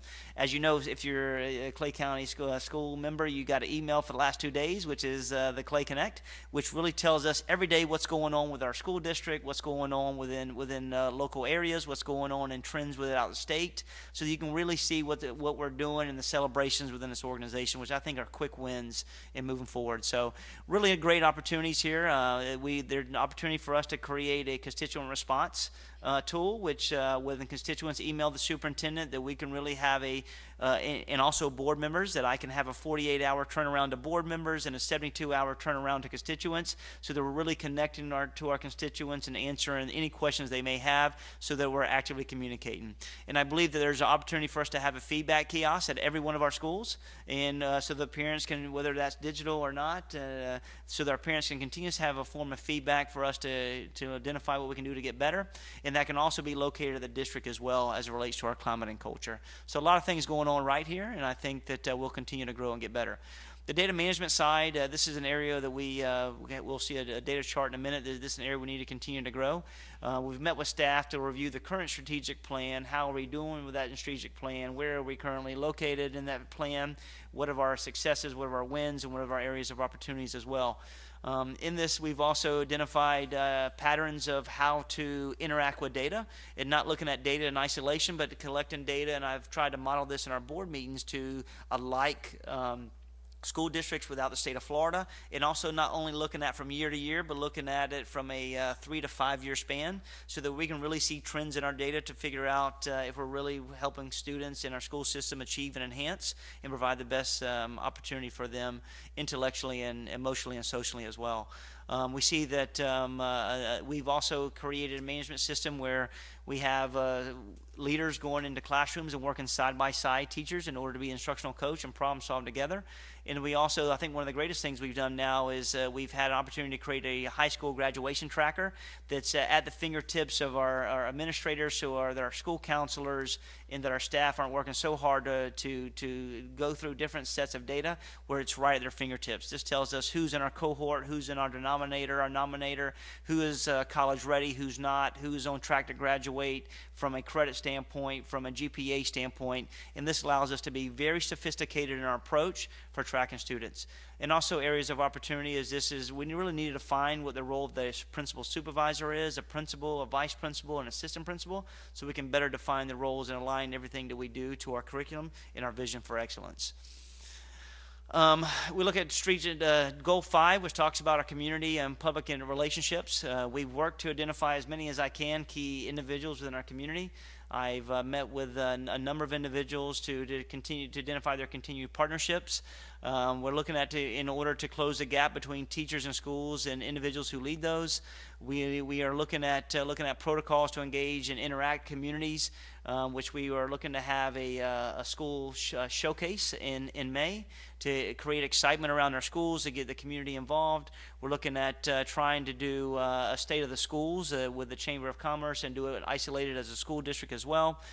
We want to do we're continue to do listen and learn tours within the school system, and also continue to be proactive, as I just spoke about, the Clay Connection, which goes out every day to involve everyone in every aspects. I think there's areas of opportunity for us, again, to look at positive and negative stories and to figure out how we continue to be on top of that, and then really look at how we can really bring business partners not only to write checks to our organization, but how they can be student advocates with mentoring and be having internships and externships continued throughout our school system.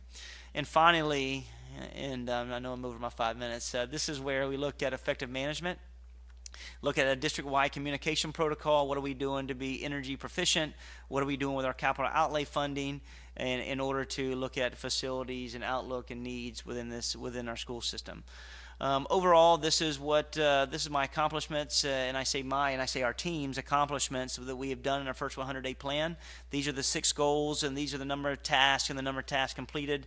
As you see, we're over 50% in every all 6 except for 1 of our goals and our areas of focus, and we will continue to work in the performance management side. But there's greater difficulty in this area because there's work that's got to go deeper for us to continue in the next 50 days in order to hit that 100-day mark. So overall, 59% complete with this 100-day plan.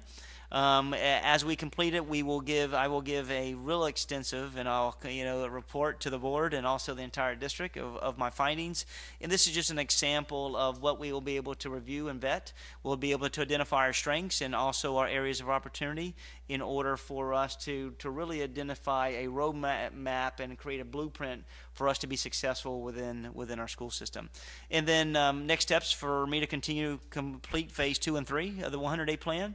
Be prepared to create a final analysis and share with the board so that you can really see of my SWOT analysis of my findings, and really look at how we engage every facet of our school system to identify short-term and long-term plans in order to create a strategic plan that merges with the boards and the community's aspirations as we continue to elevate Clay. And I seek this to be done by a report by April 10th. I put that's an aggressive date, but I want to hold myself accountable by completing it by that date so that we can really identify our next steps and grow together. And that's it. Very good, thank you. Did you want to touch on Catapult Academy? Wait till we get to it. I can wait till we get to it. I've had a number of conversations with Ms. Paiva, and I think some of these questions have already been answered, but I would love to, I'll incorporate it this evening as well. Well, that's our first discussion item. We're entering the discussion agenda. So item 1, D1, is contract with Catapult Academy. I'll entertain a motion.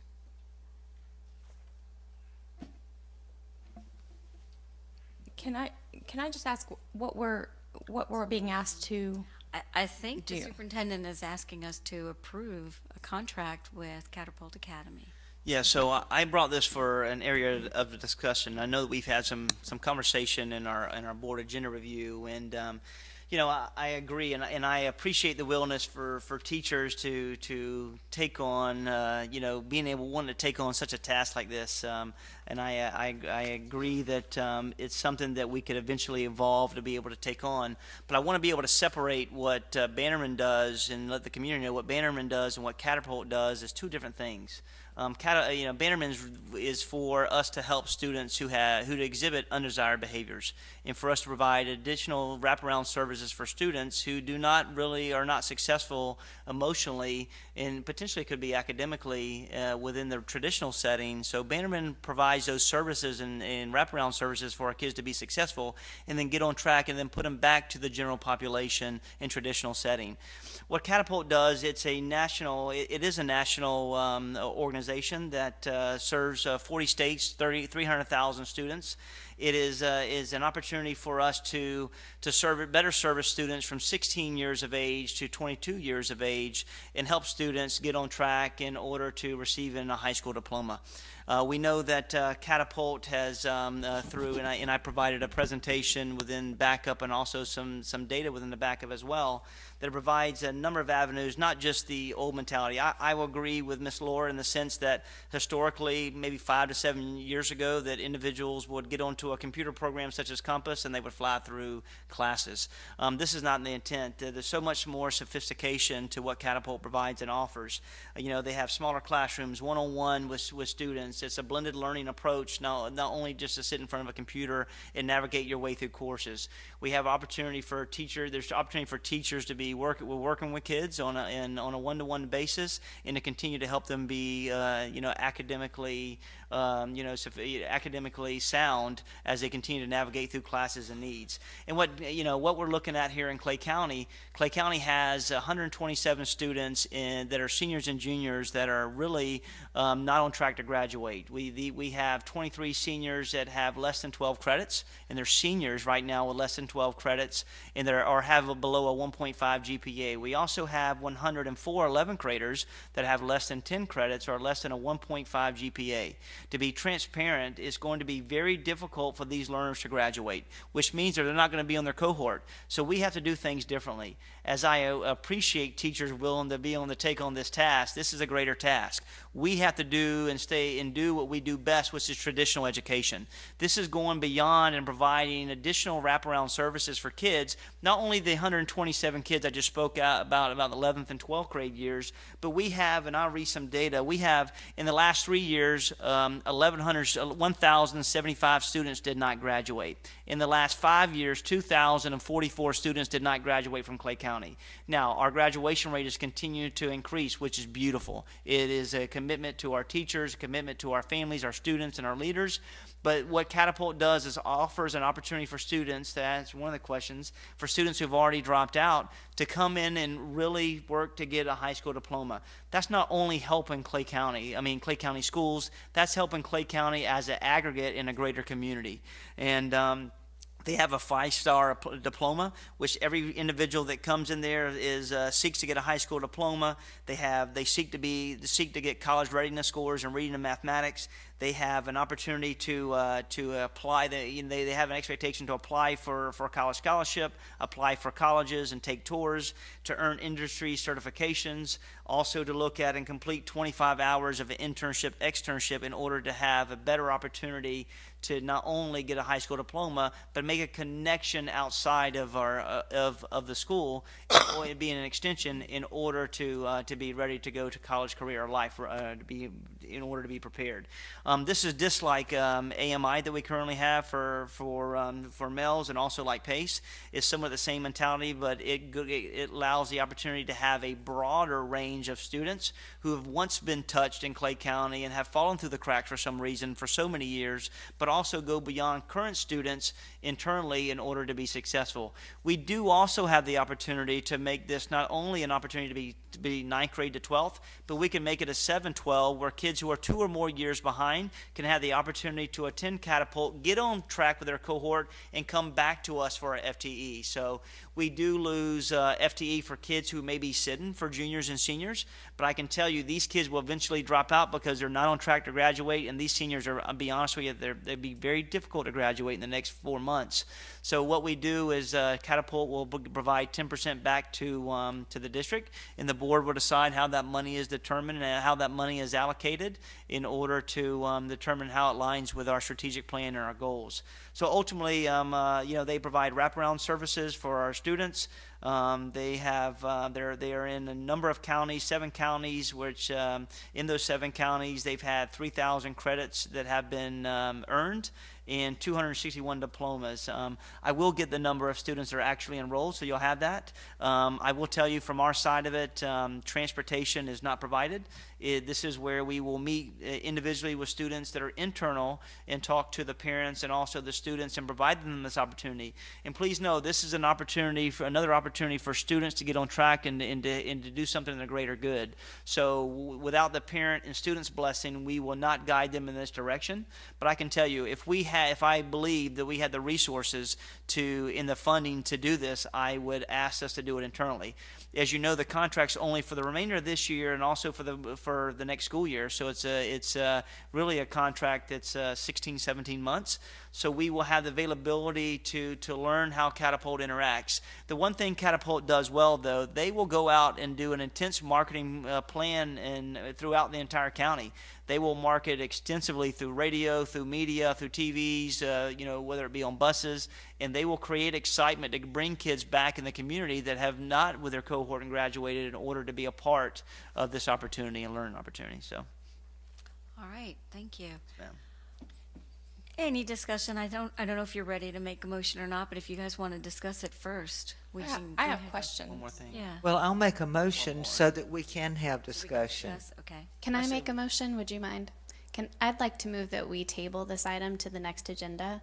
I think we all have a lot of questions. I've had conversations with stakeholders, and I feel like there's a lot of just a lot of questions that I think we need to have answered and a more firmed up plan before we make a decision on this item. Would you like the presentation given at the next meeting? That'd be fine with me. And Would that be helpful? Specifically, it bothers me greatly that there's no cost analysis on this. Where it asks for the financial impact, it's unknown on our agenda item. So I feel like that's an important piece of information to have before we move forward.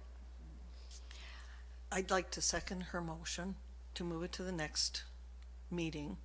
And there are a couple of other questions regarding cost as well. All right, Mr. Yeah, so and this is with respectful push. So, 2 weeks ago, I presented this. So any questions that may have come up or asked, during our workshop, I know that was the first time that I presented it in the workshop, and I also provided backup. I believe that's time for please to take and in the future ask me any questions you may have.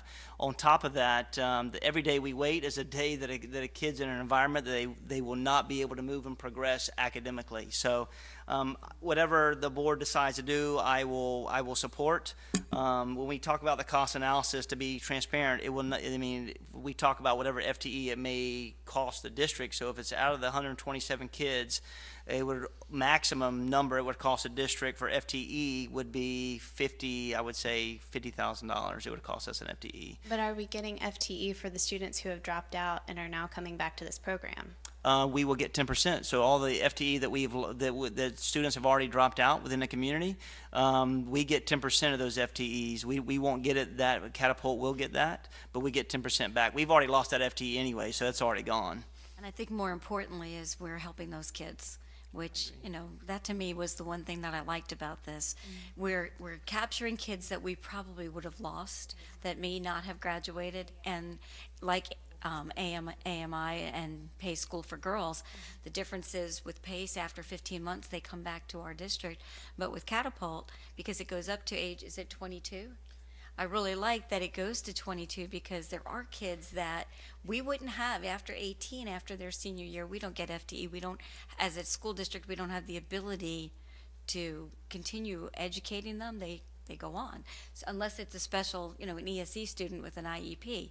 But for the mainstream student that you're talking about, correct? Yes, ma'am. Would be, we would be capturing and helping these children, and that's what I liked about it. I losing the FTE part on our mainstream students, I get that we're going to lose some money and only 10% comes back to us, but I like the idea that we're helping them either get a diploma or a certificate of completion, and they'll be able to go on from there, and we're not just losing them. So, but that's Madam just Chairman, may I ask a question?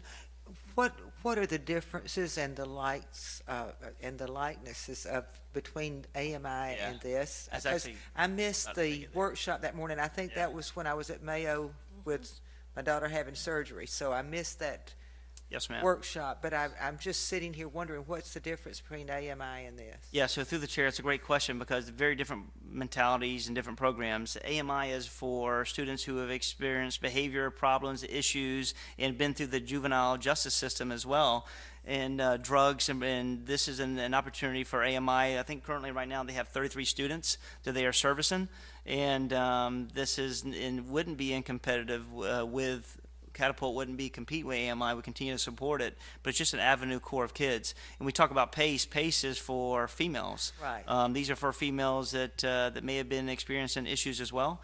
But the thing about PACE, I believe that you can only stay at PACE between 6 to 12 months, and then you got to come back to the traditional setting. Yeah. May I ask a question?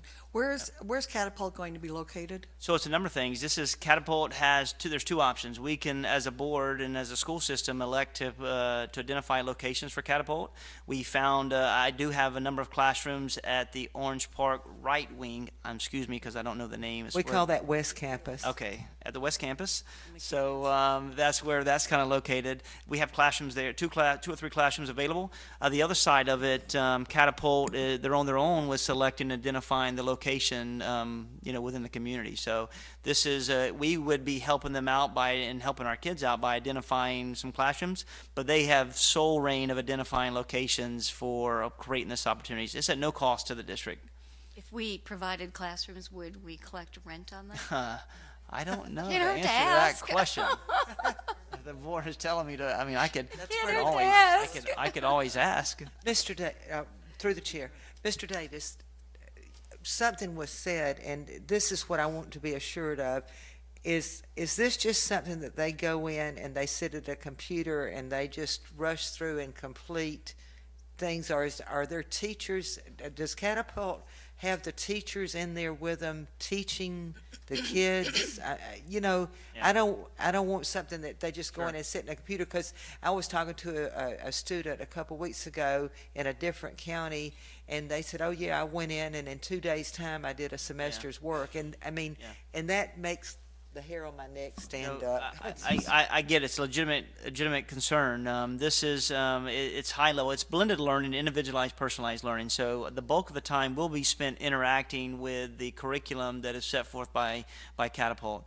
I would tell you there are teachers that are certificated teachers on site that work and problem solve. So if any student has any questions or concerns at any point in time, they're pulled to have one-on-one individualized tutoring within the classroom and the coursework. So. And they hire the teachers? They hire the teachers. We do not. And so they would have, it would be up to them as to. Be up to, yes ma'am.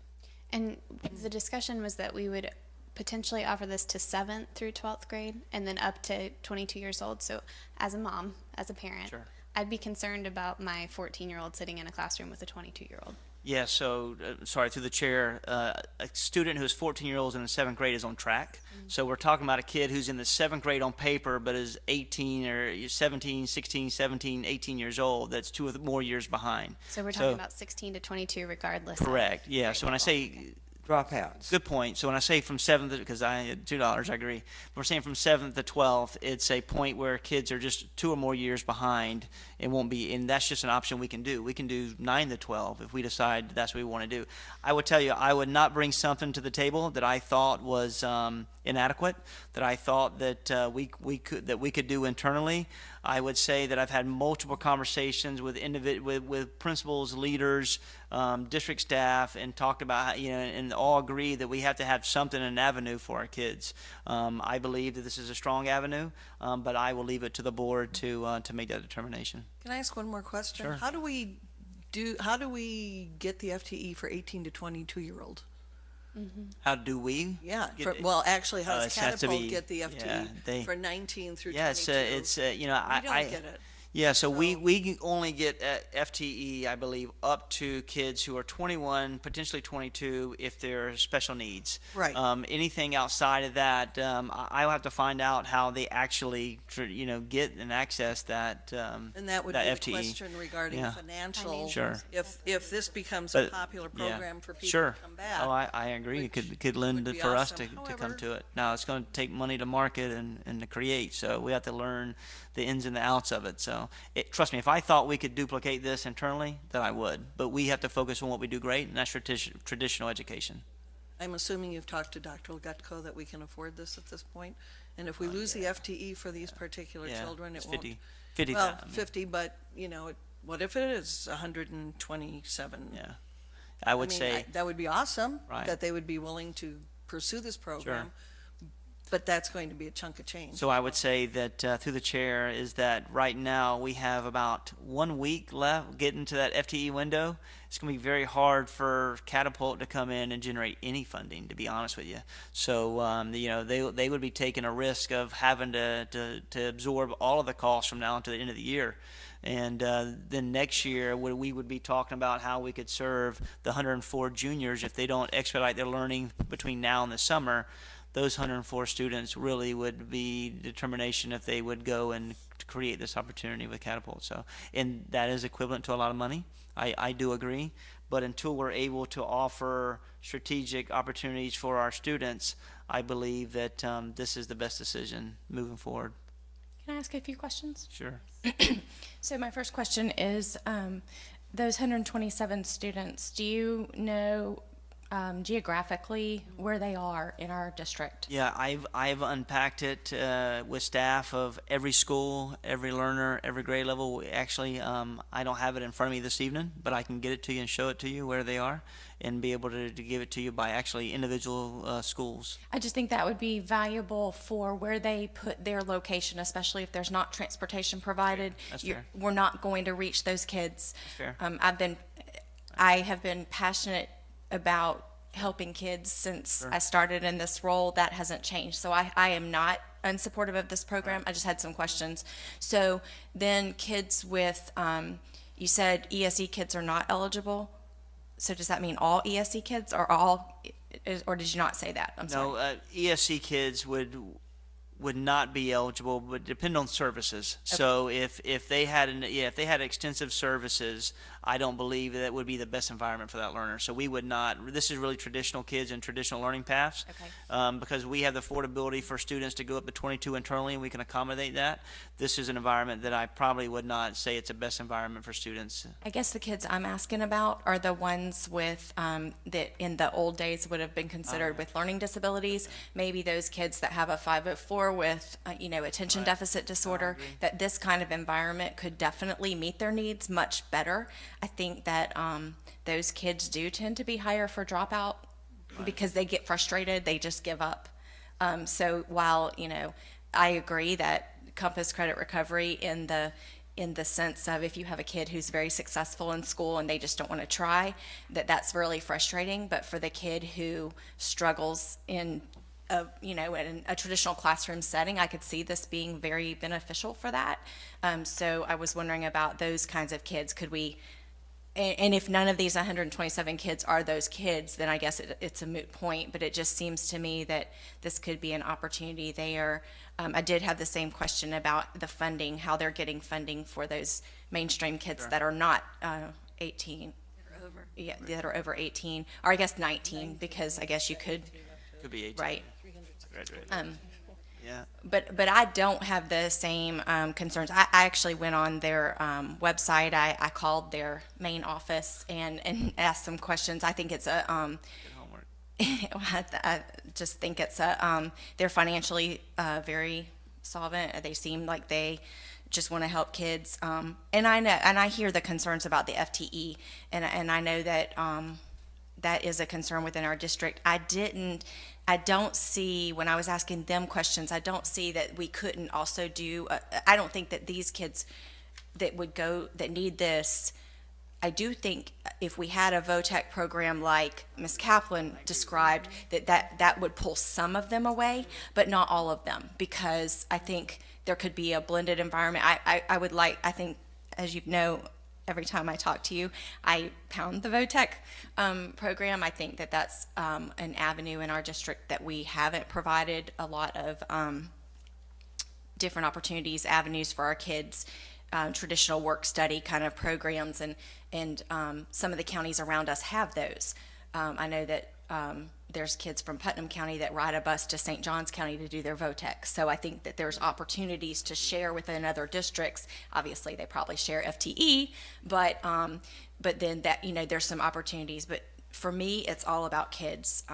So, Ms. Stutter, did you have a comment? Wow. No.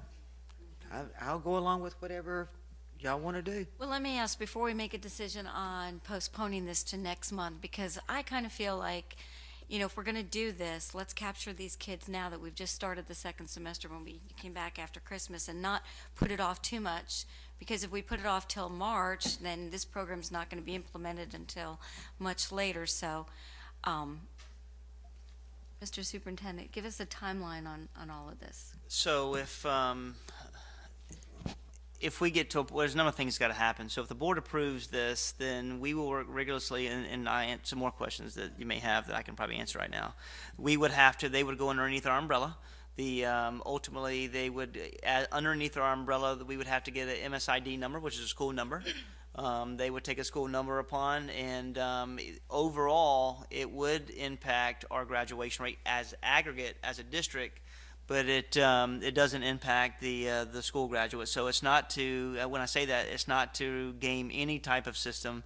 It's to be able to really provide additional experiences for our kids. That means that we would have to work with, all that to say is that it impacts our graduation rate. All that, to go back to talk about the steps, we would have to go and get an MSED number through the state. The state would approve the number fairly quickly, and then it'd be up to Catapult to really start marketing immediately throughout the entire county. That means that I would work with Mr. Connor in order to start working with principals, and we would go around to every school to identify these are the kids that qualify.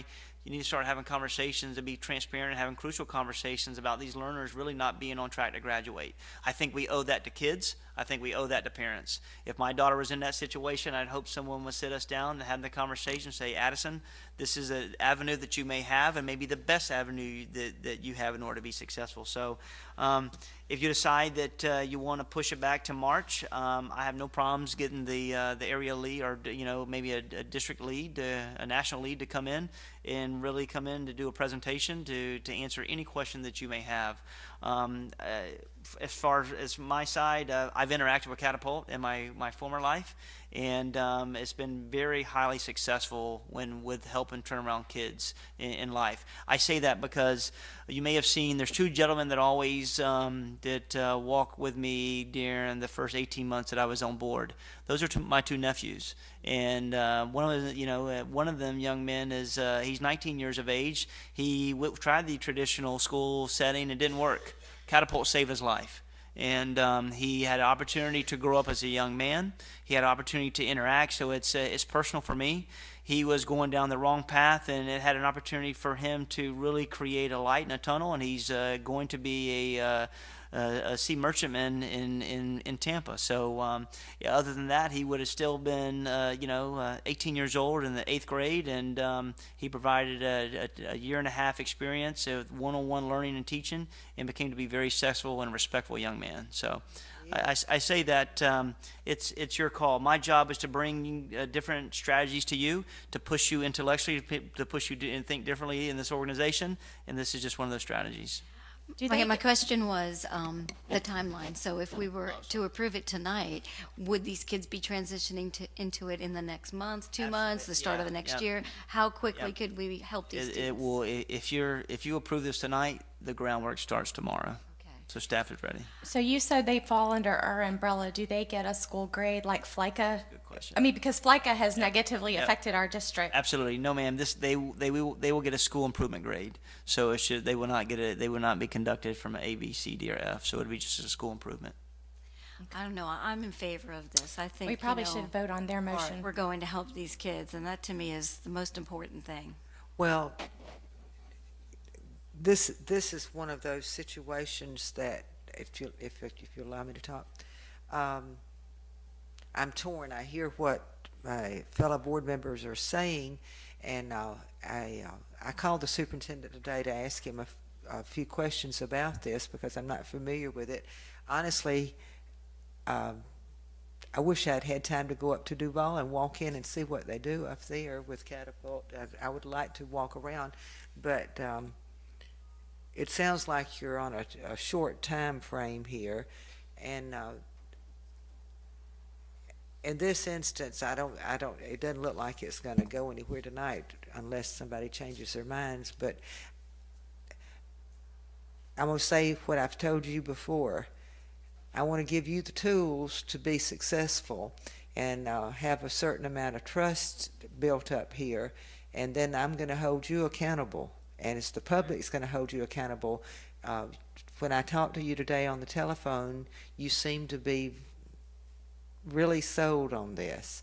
I'm willing to have the faith and trust in you that you are going to lead us in the right direction. I also think I know you well enough now that if you see that this thing's not working the way you thought it was going to work, you're going to pull the plug quickly. But can we do that? Are we signing a contract? Yeah. Oh, I already asked. I mean, as soon as 90 days. We have 90 I days. committed. And there's no loopholes. I committed to this board that every contract that we write, we will be clever enough to put an exit strategy. There's 90 days. 90 days, walk away. I mean, really, it's no cost to us originally. So, I'm not sure that. Well, we should just vote and, All right. and then see. But I think there was a I motion. had one more question, and then it slipped my mind when you were speaking, Mrs. Studdard. It occurred to me one more question about it, and I lost it. I should have written We'll it. come back to I it. If you have- think of it, go right ahead. Ms. I Bowler, did you have a That question? does relate to, yeah, because I seconded the motion. You said 90 days, yes, ma'am. and we have 80 days left of school, approximately. So we have up until the summer. By that point, we would know if Catapult had garnered any children that are interested and families that are interested. We would know if we would have numbers that we could work with. We would have opportunity to, if we, and I guess my comment is leading me towards saying perhaps we do need to discuss or decide this tonight, because we only have 80 days left of this school year. And if we push this forward, or back, I guess I should say, that leaves us only 60 days to make this decision. I would My- agree with you, Ms. Bullock, so I'm willing to withdraw my motion. As am I, Okay. my second. All right. Okay, then I'm I going to did make. remember mine. I was going to make a comment, not a question, and it was about and Mr. Davis and I may not always agree on everything, but we do seem to be in alignment on school choice, and I think this provides a choice for parents that maybe have just kind of thrown up their hands. And you know, we all know those kids, like your nephew, and thank you for sharing that personal story, because we all know those kids, and I do believe that the majority of these kids we may have already lost, or they're not coming to school. I don't know what the rates are, but however, I would say that if we have the opportunity to push some of those kids into a program, and the only other thing that I'll say is that Alachua County had a school like Bannerman, and it's called Lofton, and it's on the very east side of Gainesville, and it is where they send their discipline cases and things like that. But they worked really, really hard as a district. It took them 4 or 5 years. They created that. Now it's the sign, the exact name will probably escape me, but it's something like Lofton High School of Intellectual Studies or something. They've put 3 or 4 specific magnet programs there. They provide transportation to really change the reputation of the school so that it doesn't have the same reputation. And we hear it. We know that people think that the only thing offered at Bannerman is for kids that can't behave, but we have other programs that are also offered at Bannerman. So I think if we kind of make a commitment as a district that we're going to help these kids through this choice, but then we're going to also improve the reputation. And that is, I know, Mr. Elliott, I do not mean that to sound disparaging. It's the community's perception of that. I think we owe that to ourselves and those kids that go there, because that may be the better option for those kids. Okay. And I would just like to make a motion that we approve this One moment. contract. Mr. Sykes, Ms. Gilhousen and Ms. Bowler withdrew their motions. Right. Is that acceptable? All Yeah. right. Mrs. Yeah. Studdard? I made the motion. All right. I have a motion to approve Catapult Academy by Mrs. Studdard. Do I hear a second? I'll second. I have a second by Ms. Condon. Any further discussion? Hearing none. All those in favor say aye. Aye. All opposed, say no. Motion carries 5-0. You're welcome. Thank you, Ms. Chair. Can I say one thing? Yes, please. I want the community to know that this conversation that's happened was awesome, because what happened was you had 2 board members that had questions that pushed me to think differently about what I brought to them. And it wasn't a part about me, them, me, you, and them. It was about Addison, show me what we're doing for kids.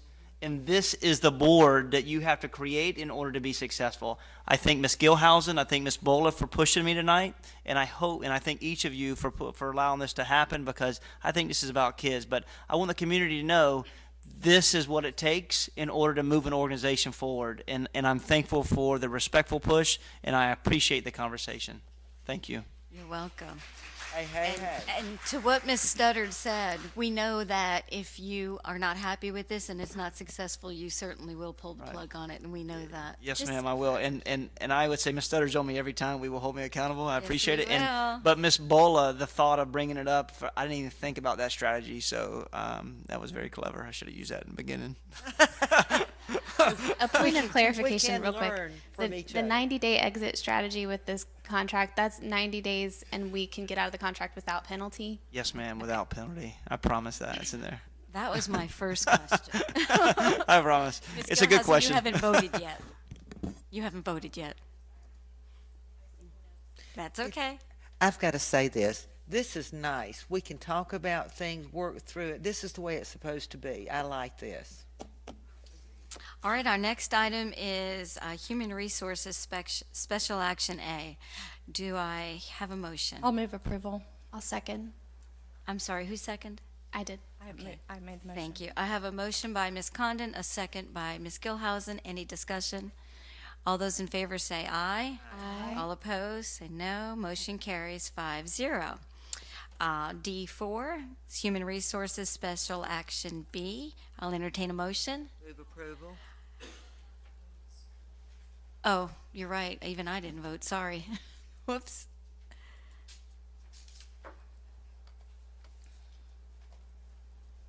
Yeah, you didn't vote. I did not. Sorry. It got away from me. All right. Special Action B. D4, Human Resources Special Action B. I'm sorry, who made the motion? I did. Move Mrs. approval. I'll second it. Studdard, Mrs. Bola second it. Any discussion?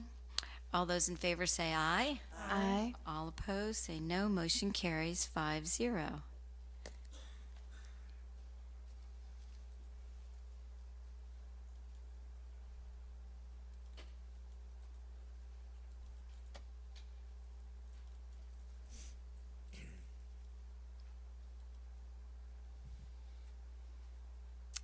All right. Our next item is item C6, 2016-17 salary schedule, section 4 miscellaneous, and this was pulled by Ms. Condon. I'll move approval. Do I have a second? I'll second. All right, Ms. Condon, would you like to start the discussion? Yes, I pulled this. I have no problem with the increase in minimum wage. That's not why I pulled it. But in reviewing the overall document, it was very timely because in my time that I got to spend with bus drivers last week, one of the concerns, our employee, one of the things I just love about Clay County is that how our employees care about other employees. And they care about our providing enough, I guess, resources and supervision for our kids. And one of the concerns that came up is addressed on this document. And I'm not suggesting that we're going to solve this tonight, but one of the things, Mr. Davis, if no one has told you yet, you're going to get quite a few parent phone calls coming in the next few weeks and months because spring sports have started. And we have more spring sports offered at our schools, and the past 2 years I've gotten tons of parent complaints and parent phone calls. They pay their taxes, they want their transportation for their kids, and one of the things that they assume is required is the transportation for sporting events. And so there are quite a few of our spring sports venues that don't have lights. And so what happens is we end up with conflicts between time to go home from school for elementary kids and time to go play your baseball, softball, track meet, whatever things, and we don't end up with enough bus drivers. And I know that transportation has worked on this in the past. that Mr. Warrenberg has contracted out to one of the Duval first student at times. We don't have enough, and we know we don't have enough bus drivers. That's where a lot of this discussion happened in the past. So we end up using vans. We have parents drive. We have I myself have had the phone call where a game was canceled because our bus didn't show up for my son's baseball team to go to Oakleaf to play. So I personally experienced it, but I'm not complaining for myself. What I'm wanting to discuss is that one of the things that the bus drivers brought up to me that I thought was a really valid concern is that there can be a period of time when someone applies to be a bus driver, gets hired, or whatever, starts the process, that there's a period of time that can be 4 to 6 weeks that they're going through training that they aren't paid at all. And I know that's what the $1,000 bonus is supposed to be for. But we all know how life works, and there's still rent to be paid and electricity to be paid, and people still need to eat on a daily basis. And so it occurred to me when I was reading this, I felt like I would be remiss if I didn't share the concern of our bus drivers that they believe there are people who would apply for these jobs and come and attend the training and stay in Clay County if we were able to pay them something during that. And I don't know if it could be something where, I know on here it says something about other programs and a rate of pay selected from the rate determined for a temporary adult labor. I don't know if it's something that Kelly Services, not through their subs, but through their temporary labor, that they could help us with. It just gave me an opportunity, frankly, to bring up the conversation. And so my issue is not with the changes that were made on here tonight, but simply to gave me a venue to share a concern that our employees brought to me that I thought was really, they shared a lot of other things that over time, that we'll work on, but this one was one that they did share as well. All right. Can Yes. I respond through the chair? I'm Yes. sorry, I'm gonna stop talking, but through the chair, I want to say thank you for bringing that to my attention. I agree with you wholeheartedly. I've already started looking at, if we don't have the personnel to get the buses to our, athletic programs, field trips, whatever it may be, what's our next strategy? And I know right now schools have the option of 5 outside agencies to call and contact, but let's be honest, they don't do it because it's double the cost. We have done it, and Mr. Warrenberg and Mr. Merrill has worked so hard to make sure that we can provide these experiences. But the problem is that we are just our bus drivers are underpaid. They're at start at $11.90 an hour. We out of the surrounding counties, we rank 6th out of the 7. I will tell you that there has been enough savings internally within the transportation budget that I would like to work with the bargaining agreement, with collective bargaining, and also the board to present to you an opportunity to elevate the pay to be more competitive. And I'd like to do that in the near future, but it's going to have to be collectively bargained. Yes, I'm sorry. So I'm trying to tread these waters for the sake. That was why I didn't. Yeah. That's why I brought Yes, up the. I'm sorry.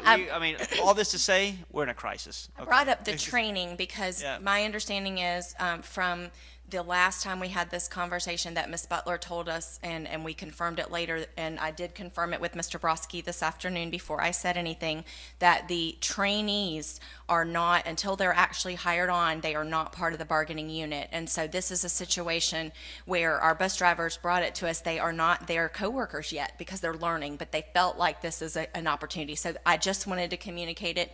Now, I know I'm serving up more work for you all to go do, but Good. I want lights at every field. Why don't we ask the superintendent to look into sports buses and lights at the fields and see what you can do? You're a miracle worker. You're on really it. more training for bus drivers. And That's more really- We're gonna have to pass the hat around. All right, I have any further discussion? I had a motion by Ms. Condon, a second by Ms. Bola. Did you second it? All right, all those in favor, say aye. Aye. Aye. All opposed, say no. Motion carries 5-0. All right, our next item I have, it's the selection of the Clay County School Board Attorney, but I have one card on that, Mr. Keith Nichols.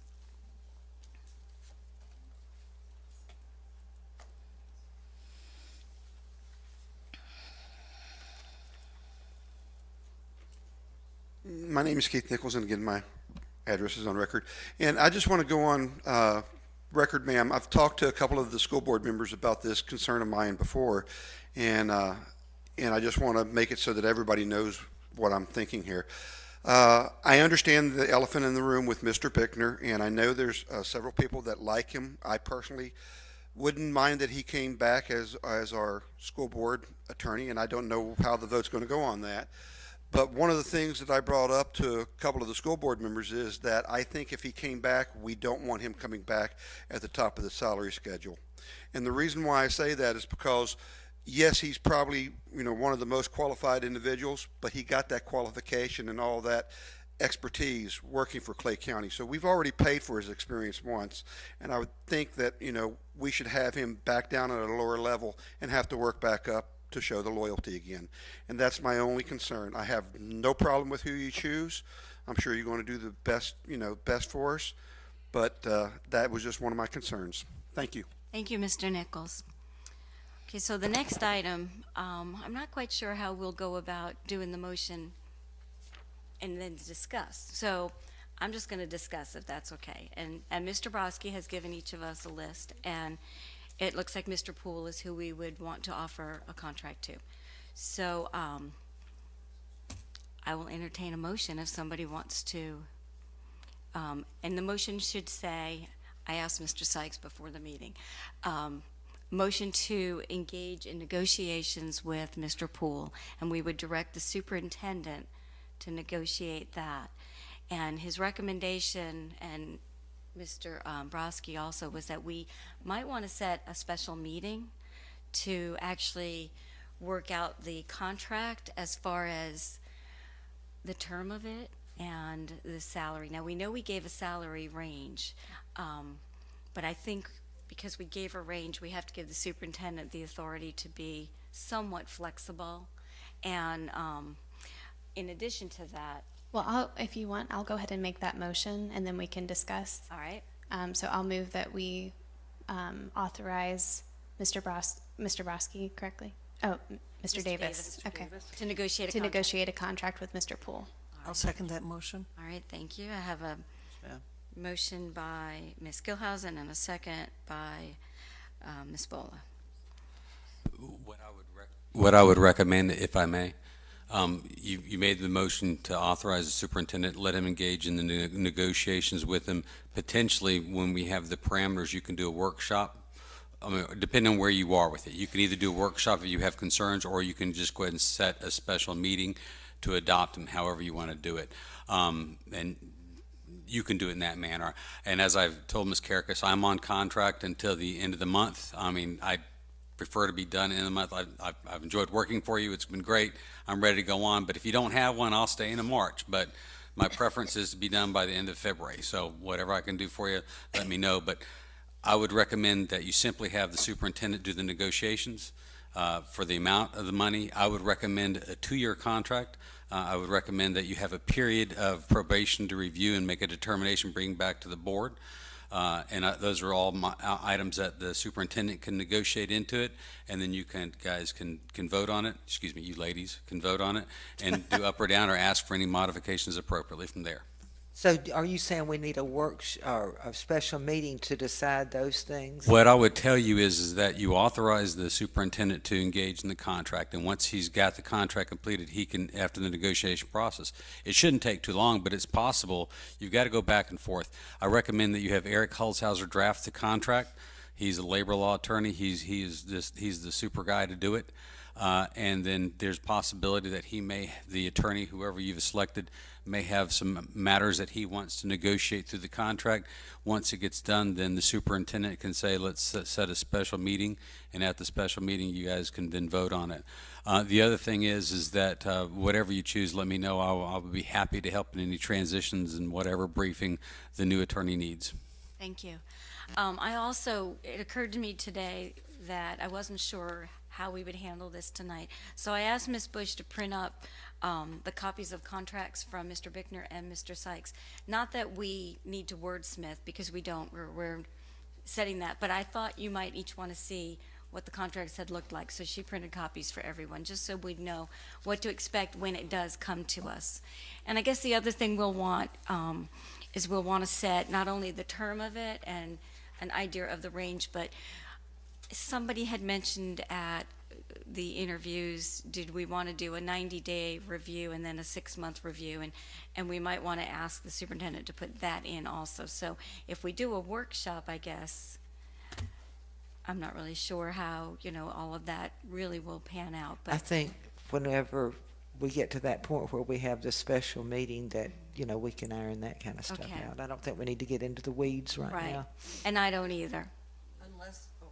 Unless it's part of the contract itself. I don't recall who said that, but at the workshop. But if we are, and correct me if I'm wrong, Mr. Sykes, through the chair, if we are asking for did you say a 6-month review? I think somebody mentioned 90 days and again 6 months just for the first year. What for I the would new recommend attorney, is but- that I think the superintendent knows what you want to do. He can adopt those terms. If there's terms that you aren't necessarily, you don't necessarily like and you want to discuss, you can call for a workshop and then do the workshop. And if you're okay, if each one of you are okay with the terms, then you say, just set a special meeting and just allow the superintendent. You guys can pick up the phone and talk to the superintendent on each particular issue and address it that way. That way, if you need a workshop, you can have it. If not, you can just set a special meeting and be done with it. Yeah. Thank you. Okay. And probably all we'll need is a special meeting and not really a workshop because he'll Yeah. do the negotiations for us. And, and that way we can have it mid-February or, however the schedule works for Mr. Poole. Well, we need to see when he is available, Right. and because he may need to wrap up where he is right now. Is there any further discussion? All right, I had a motion by Mrs. Bola. Wait a minute, By I'm Ms. sorry. I had a motion by Ms. Gilhousen and a second by Ms. Bola. No further discussion, so all those in favor say aye. Aye. All opposed, say no. Motion carries 5-0. Mr. Superintendent, we'll ask you to follow up with us as soon as you know anything. Yes, ma'am, I sure will. Start the process tomorrow morning. Thank you. Our next item is the public hearing to approve as advertised amendment to School Board Policy 4.06 and 4.07, the policy revisions that we did for that. So I will open up the public hearing. Is there anybody here that would like to speak on those issues? And nobody's interested. I will close the public hearing and bring it back to the board. Excuse me, Madam Chair, you didn't vote on our last thing? I'm doing it Okay. right now. I just caught that. Thank you. Yeah. I'll bring it back to the board, and I'll entertain a motion to approve the advertisements for amendments to School Board Policy 4.06 and 4.07, the revisions. I'll move approval. I'll second.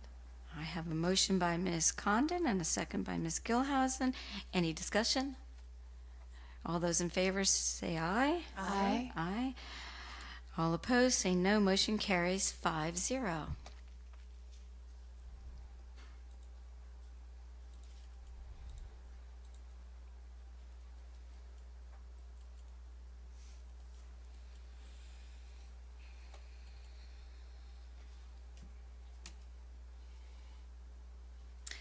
Our next item on the agenda is the proposed allocation changes for the 2016-17 school year, and this item was pulled by Ms. Bola.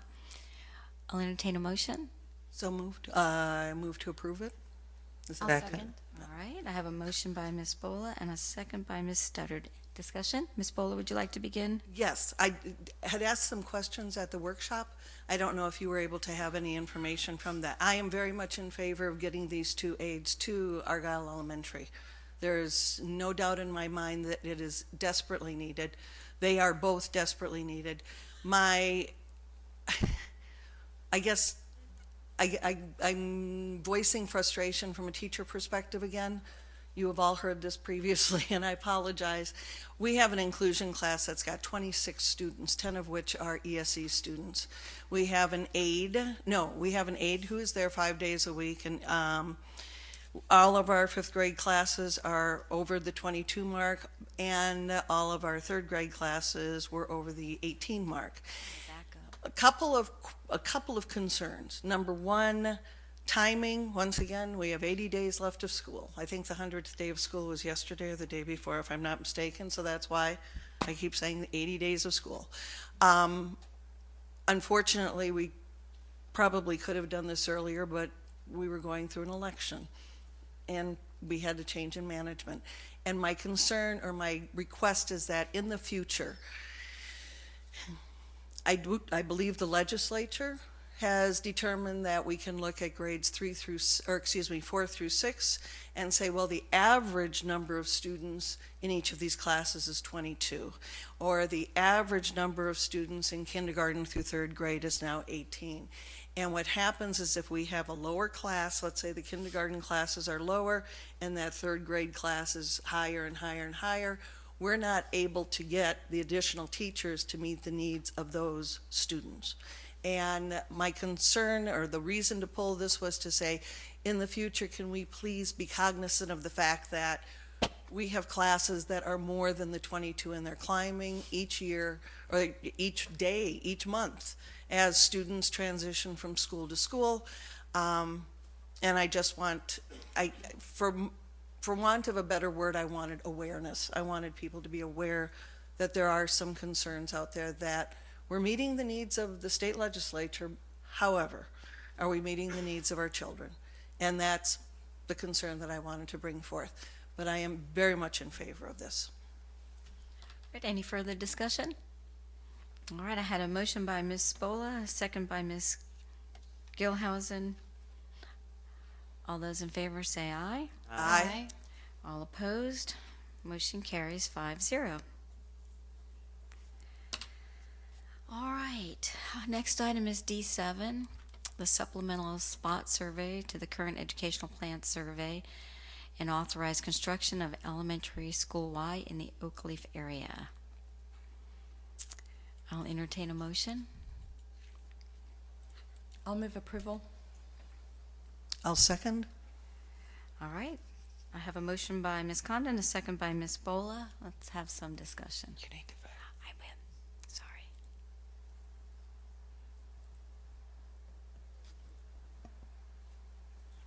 Thank you. Any discussion on this? No? All right. We have let me go back. Motion by Ms. Condon. Did you make the motion? I did. Ms. Condon, a second by Ms. Bola. All those in favor? Say aye. All opposed? Motion carries 5-0. And the next item is item D8.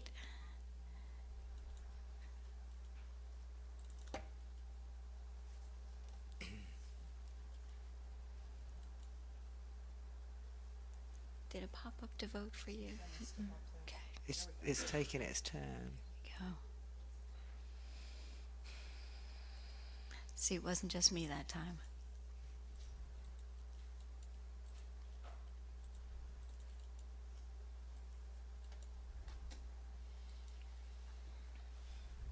All right, our next item is D8, Elementary School Y Architect Contract Award. I'll entertain a motion. Move approval. I'll second. And a second. I have a motion by Ms. Studdard, a second by Ms. Condon. Any discussion? No discussion on this topic, but I will say that I'm going to hold your feet to the fire, Mr. Davis, on figuring out a solution to our cafeteria growth issues if we're doing this as well. All right. Would you like to address that? Yeah, or- through the chair, very, yes, ma'am. It's that day we left that workshop, there was red flags all over the place, so teams are problem solving. And to be open, we have found $800,000 that we could potentially assist a school in order to help. Okay, Yes, thank you. ma'am. All right. I had a motion by Ms. Studdard. They know where I live, so they can actually find my house without a GPS. So please, Mr. Davis. Yes, ma'am. I have a motion by Ms. Studdard, a second by Ms. Condon. All those in favor say aye. Aye. All opposed?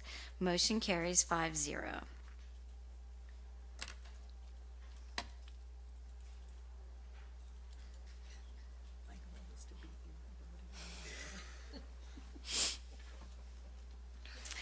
Our next item is scheduled citizens request, and we think some of us got a message from Becky Smith. She called me, and she's got pneumonia. And she was supposed to be on for 10 minutes, although her speech was not 10 minutes. And I told her I would ask the board if they would allow Miss Dixon to read her speech to us. So it's up to the board if you're okay with Miss Dixon reading that. Absolutely. Fine. Miss Dixon, do you mind? Okay. Sorry, we got a little bit ahead.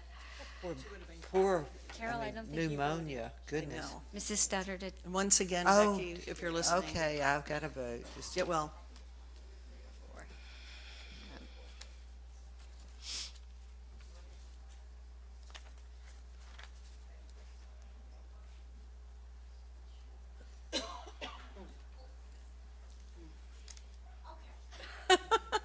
I apologize. Wait a second. What does your sign say?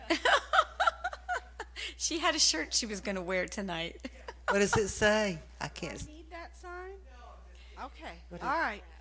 Oh, dear. I apologize earlier. This is the email that I discussed. I was under the impression that she wanted to present it to you, so I had a miscommunication. But Oh. here we go. No, that's what she's saying. She thought we had, but we didn't. But you didn't get it. Well, you're about to. Okay. Dear Clay County School Board members, I'm writing you today because I'm sick with pneumonia and unable to attend the meeting on February 2nd, 2017. I would like to discuss the recent viability survey that was conducted by the Director of Transportation regarding the school bus GPS systems. As you know, the school board has been discussing the GPS systems and contract at recent meetings, with a decision to be made in March whether or not the district will continue with the Sylvania contract or exit before we incur any costs beginning in fiscal year 17-18. As part of this ongoing debate, Robert Warnberg, Director of Transportation, has sent out a viability survey to all transportation-related employees asking 12 questions about the operation of the GPS system and soliciting comments as to how our employees feel about the systems overall. I am concerned. I'm concerned, however, meaning they were not anonymous. Many of my fellow employees have contacted me and are upset because they feel this was an attempt to intimidate drivers, as anyone who turns in the survey and is against the GPS system risks not being reappointed next year or being switched to routes with fewer hours. I am disappointed with how this has been handled. To be clear, I am not against conducting a survey of transportation employees, as I believe the overall results will be overwhelmingly in favor of canceling Sylvania contract. However, it should have been conducted by someone other than Mr. Warnberg. It would have been nice if Superintendent Addison Davis and the board would have asked your transportation employees what we thought about the GPS system. That way the board could get questions answered so they could make good decisions to keep the GPS system or not to continue with the contract. Mr. Warnberg clearly wanted the GPS systems as he continued to bring the contract to the board despite the fact that the board voted against it repeatedly. To that end, I have collected more than 60 surveys from bus drivers and monitors who were afraid to turn in their surveys or who turned them in but were afraid the results would not be accurately reported. I've included these surveys with a letter for your review. Many contain detailed comments and experiences with the GPS systems. Some employees chose to sign their surveys, but many were too afraid to be identified. Our bus drivers and monitors operate day in and day out, rain or shine, through all seasons of the year. Anyone who has ever sat on a steamy bus in the middle of summer with more than 60 kids on board and all windows closed because it's pouring rain knows how desperately we need air conditioning. With every fight that occurs and subsequent investigation, we are reminded how useful video cameras could be in deterring crime. I appreciate the superintendent and board members for taking the time to ride a school bus and see for yourself if this is safe for us to be using on our buses. I feel that this system is distracting while we drive our buses and when we are loading and unloading.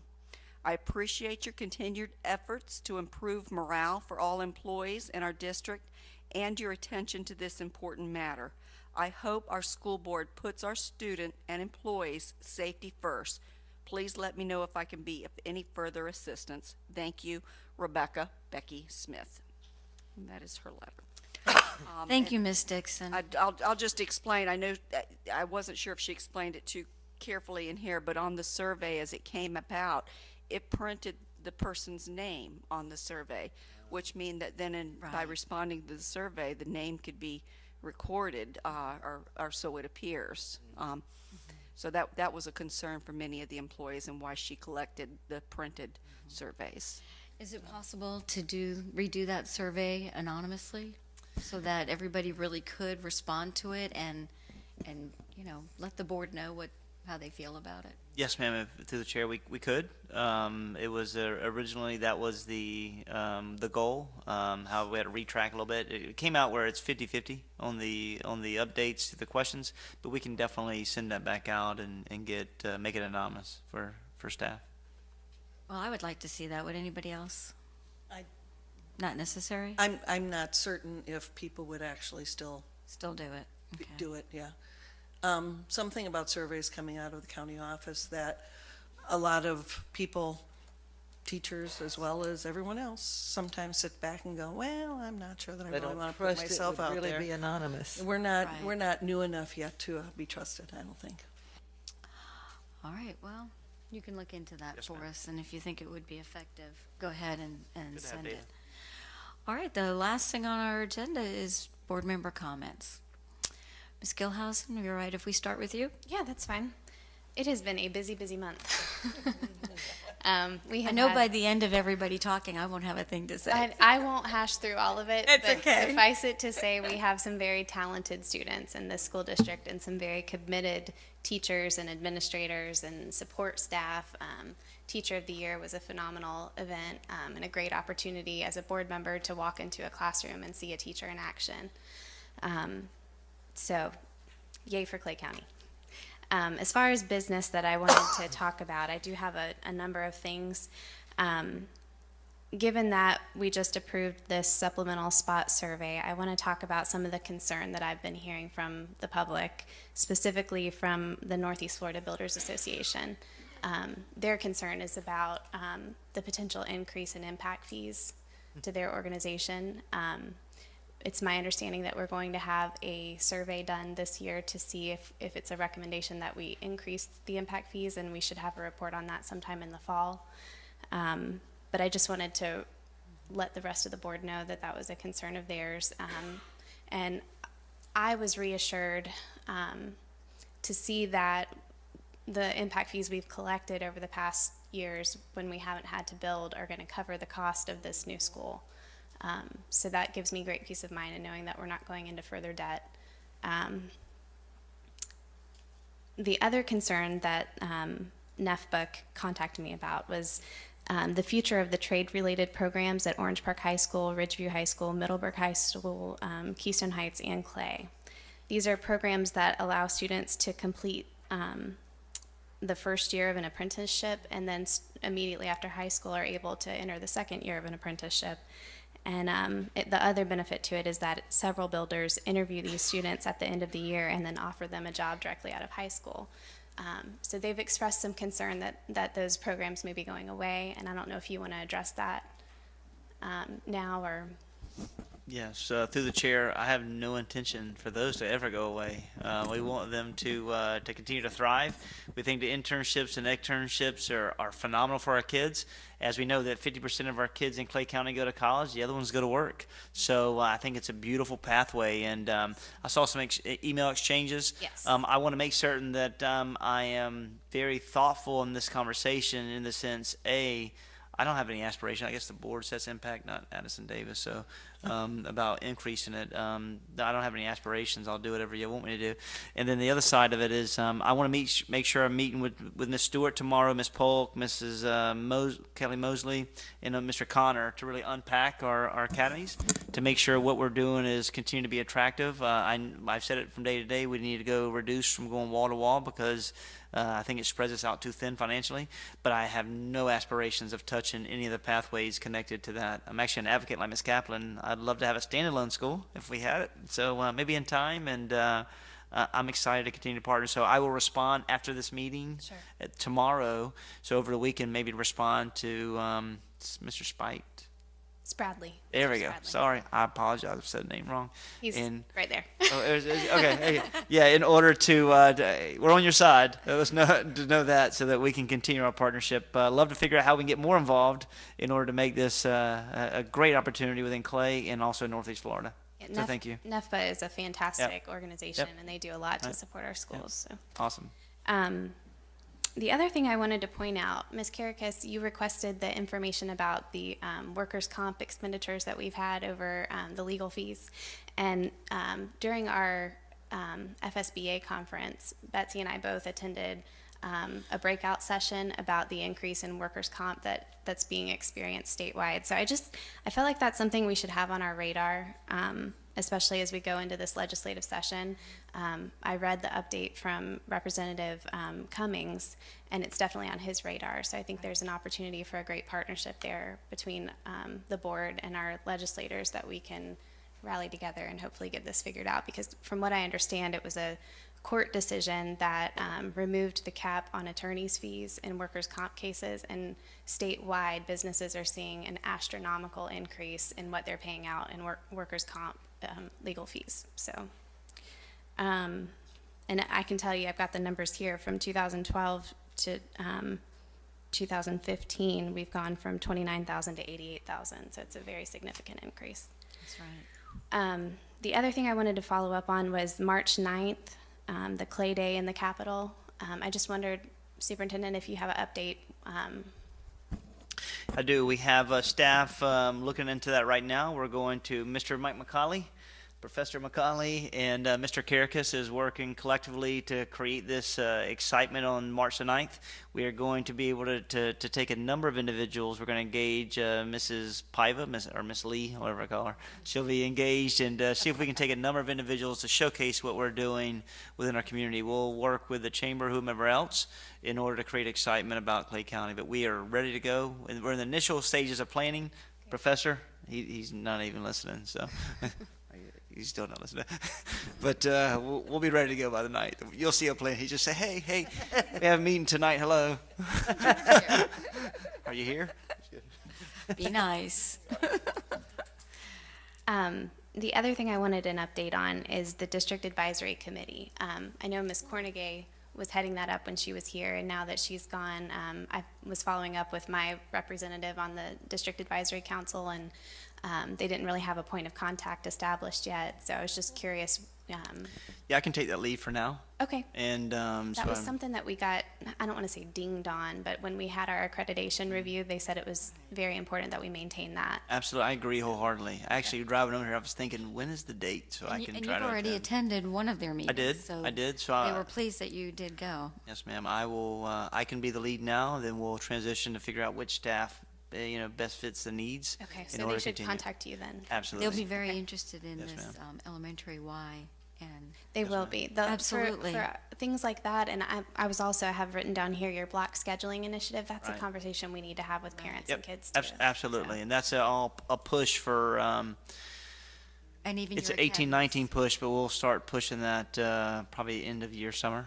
Okay. But absolutely, can have the conversation. Last request, and I'll let it go to someone else. Have you been hanging out with Miss Condon? No, I have not. No, I have not. So I'm seeing a lot of dollar signs on every agenda, and I think it would be very beneficial if we could have a budget review in the next couple of months. The budget that we established, we did with a different superintendent, and your goals are different than his were. Mm-hmm. So I think that it would be beneficial to the board to see not only what we're spending, but what we're projecting future costs. Absolutely. It's about everything we do through the chair is very intentional. So in order to spend money, you got to selectively abandon some things. And we are in the process right now. Every staff member is, and I say that who directly reports to me, is looking at all their expenditures and personnel and also any programmatic expenditures. Will be meeting with me in the next week to defend what they want to spend money on. And it's not a copy and paste. So we're not taking, they're very clear that we're not taking last year's money and copy and pasting it for this year's money and say what they have. They have to defend to me how they will use their allocations, what they need, what their org chart will need, if they will repurpose positions, every dollar, every cent, and it is aligned with what we're trying to accomplish. That should hopefully get done in the next 2 weeks, and then we will work with Dr. Legecko and staff to be able to present a staff allocation plan along with a budget to the board in order to move forward. So I'm excited. It may be sooner than later, because I want to be able to. Timeline-wise, what are you thinking? Yeah, I think that we could be ready, Ms. Dr. Legecko, would you say next month and a half, 45 days? That'd be like April? Oh, yeah, that easily. Yes, ma'am, that'd give me plenty of time. So I'd ask this, we can set April now. I'm sorry, Dr. Legecko. Yep, it's her job. You want to let her? No, yeah, but I got to drive it. So I would say that April, that we can leave it as April, but at the end of the day, I may be ready sooner. Dr. Legecko? Did she fall out the chair? That means I'm pushing her. Jeez. You can. Yes, ma'am.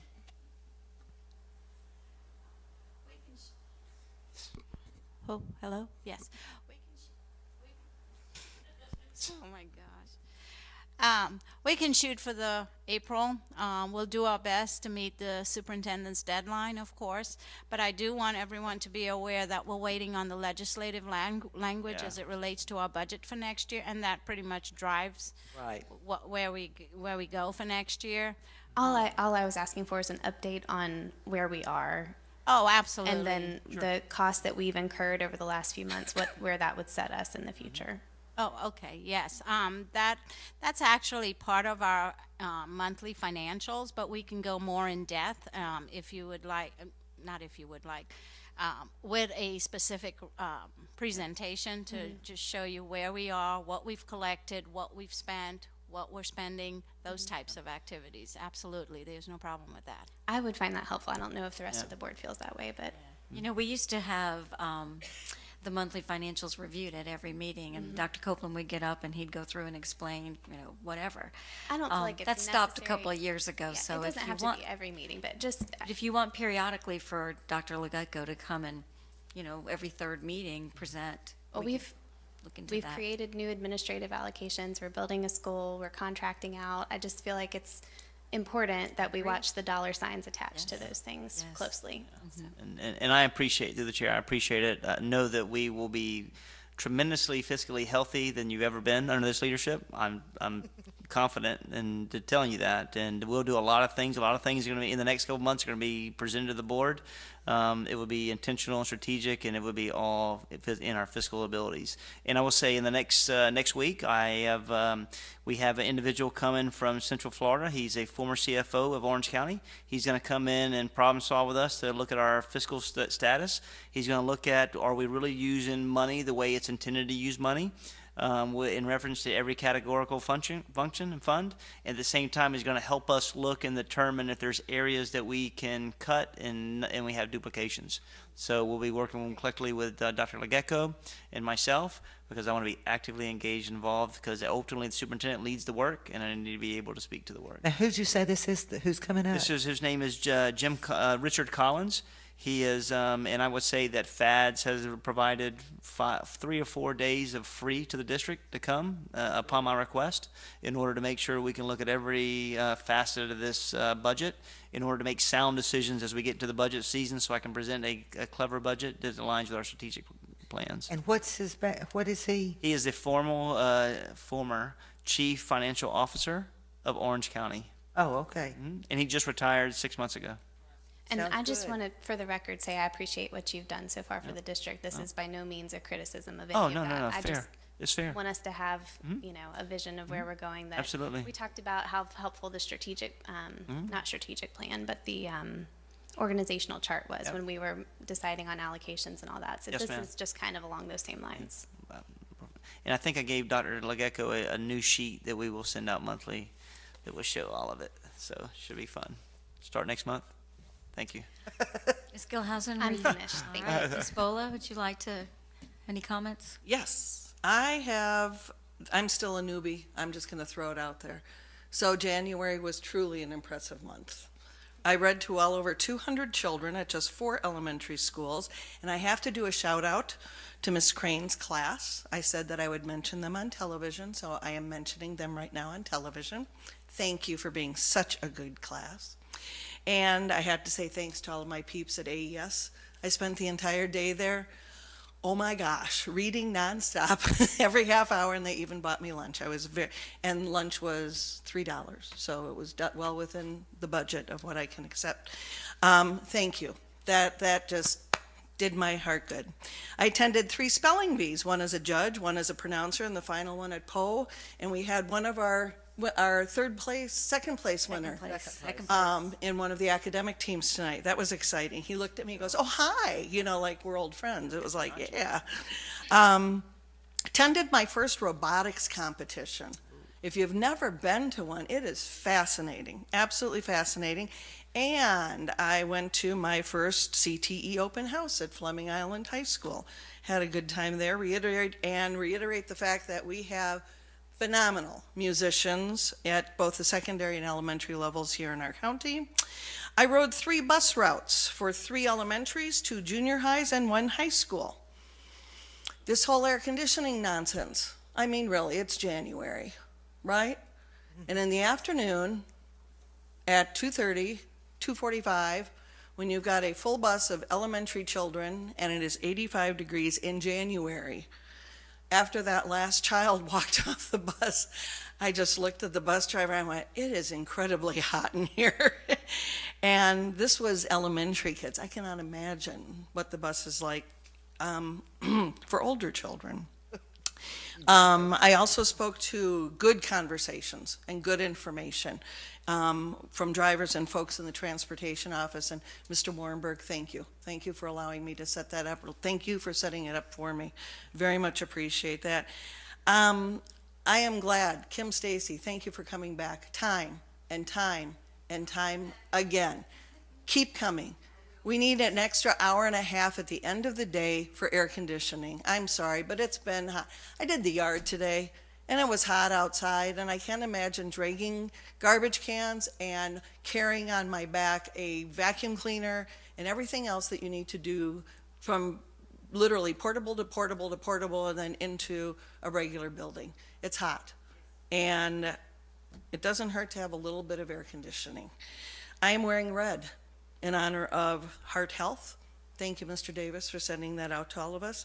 And in celebration of Black History Month, I'd like to close with a quote from Marion Wright Edelman.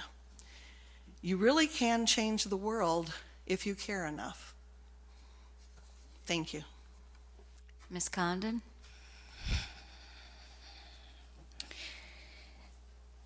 Anyone who knows me very well at all knows that I despise conflict.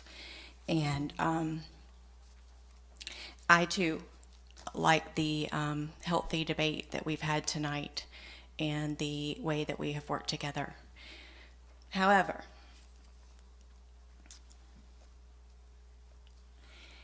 I'm greatly dismayed to have to bring this up, and some may think it's not a big deal, but I think it's a big deal to me, and I'm not looking for anything other than just to say it publicly. I think the public deserves the truth, and I think that my fellow board members deserve the truth.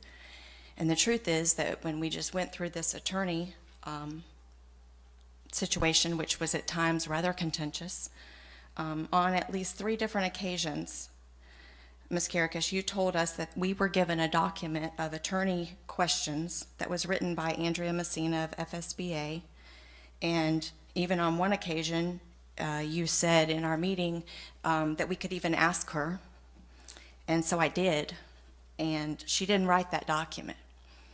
And It's not important to me. I said she gave the Excuse me, I'm questions. speaking. She gave us the I'm questions, speaking. and You she said, did. okay. Do we need to pull up the video? Because I'm prepared to. So on January 12th, you told us you were going to reach out to her. On January 24th, Ms. Bola asked you, had you gotten the questions? You said, I got them from Andrea Messina last night. On January 26th, Ms. Gilhausen challenged you on wanting to, she said, I would like to move that we strike questions 2, 5, 7, and 8 from the rubric. I'm fine if you want to ask those questions yourself, Ms. Karakas, but I'm not okay to give weight to them. In my opinion, they reflect what your priorities are as our school board attorney, but they don't reflect mine. She finished her comment. You responded and said, okay, I appreciate your income. I will tell you I didn't write any of these questions.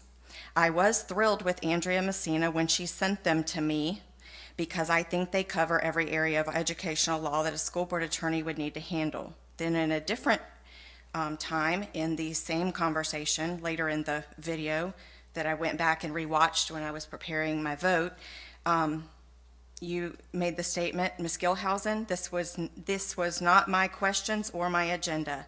They honestly called out to FSBA, and Andrea Messina can tell you she gave me these questions. I sent them to Mr. Broski to put a rubric together, and that's how the scoring is done. And I could go on, and we can watch the video if we want to, but I'm not looking to do that. What I'm concerned about is public trust. And in November, I went to each board member and the superintendent and asked to make an honest effort to put the past behind us, to work together for the betterment of the school district. I talked tonight about being here for the students. I care a lot about our employees, teachers, and support, and that's why I'm here. That's the only reason I'm here.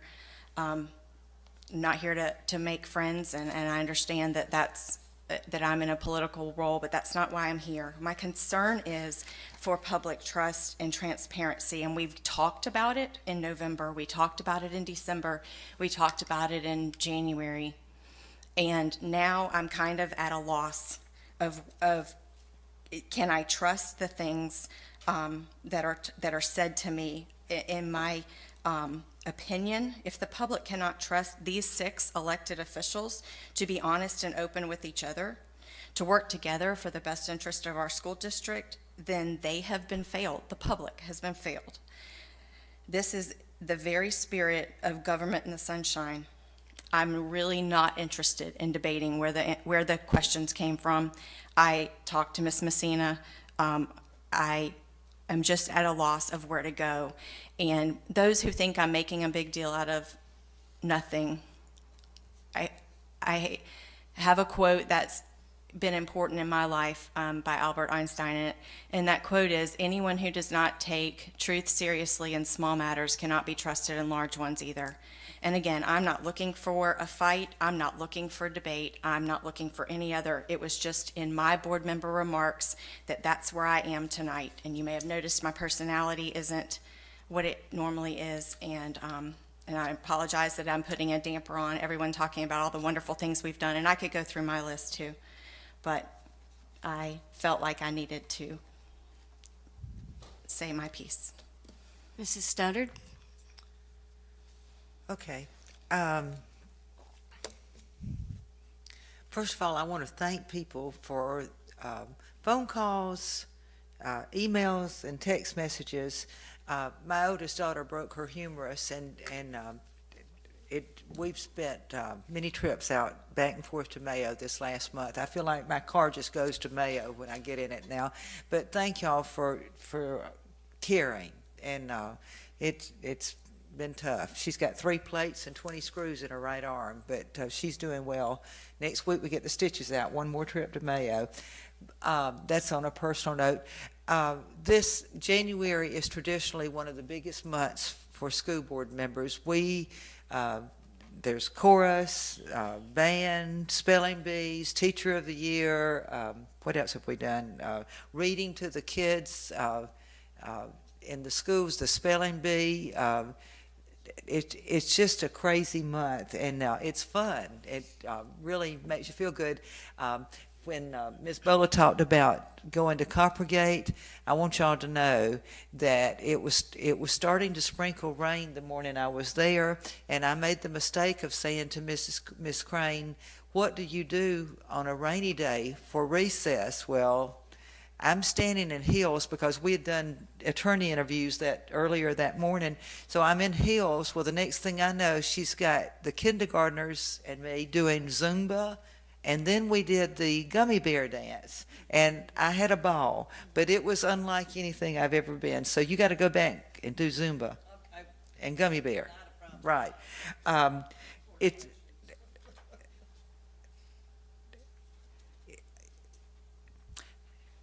I'm proud of what we are accomplishing as a board, and I want us to move forward. Everybody has a different way of expressing themselves and working, but I do think that all of us are here for the reason that we want to help educate these children in Clay County to the best of our ability, and do it in the best way we know how. I am very excited about Mr. Davis, the Energizer Bunny, I call him. He is really, I feel like I can feel us going in a new direction. The other night at the Listen and Learn or Chill and Chat, whatever we want to call it, I was sitting there watching the people, and I can feel it in the air. There is a positive sense. And I see it in the faces of the teachers, and I see it in the faces of the support employees, and I don't know, I just feel like everybody is more positive now and more upbeat. So for that, I'm grateful, and I'm looking forward to big things coming for Clay County. That's all. Thank you.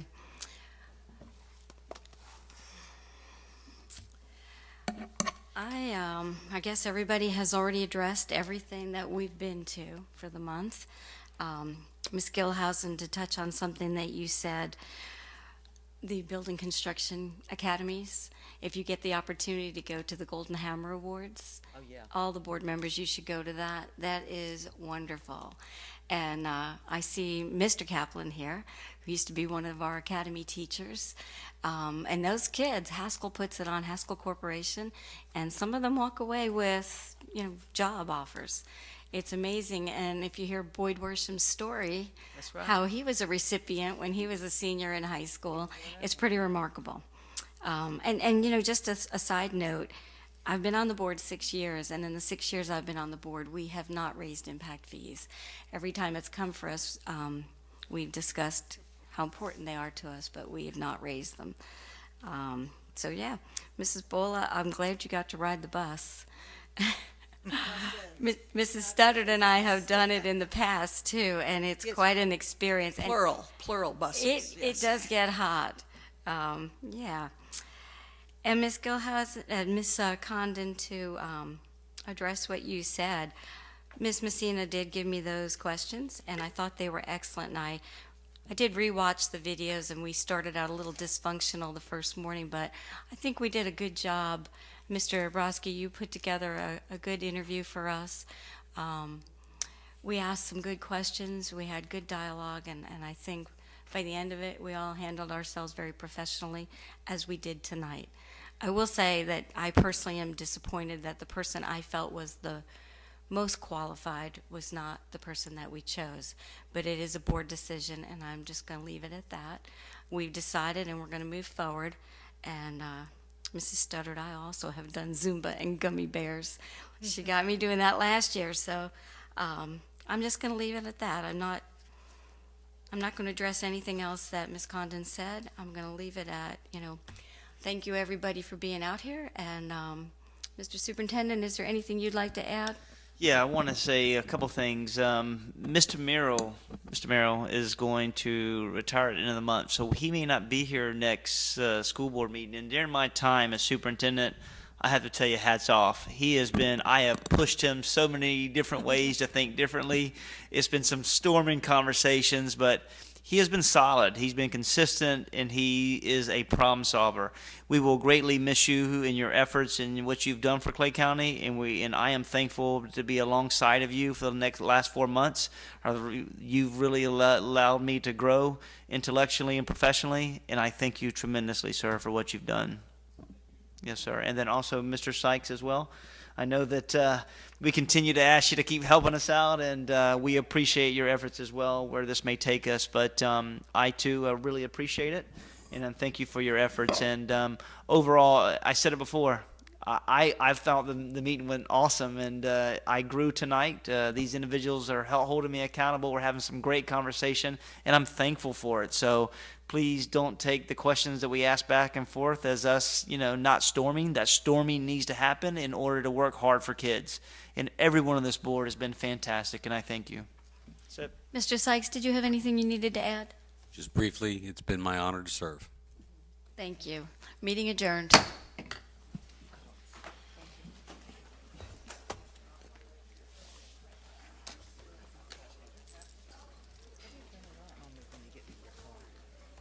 I probably have to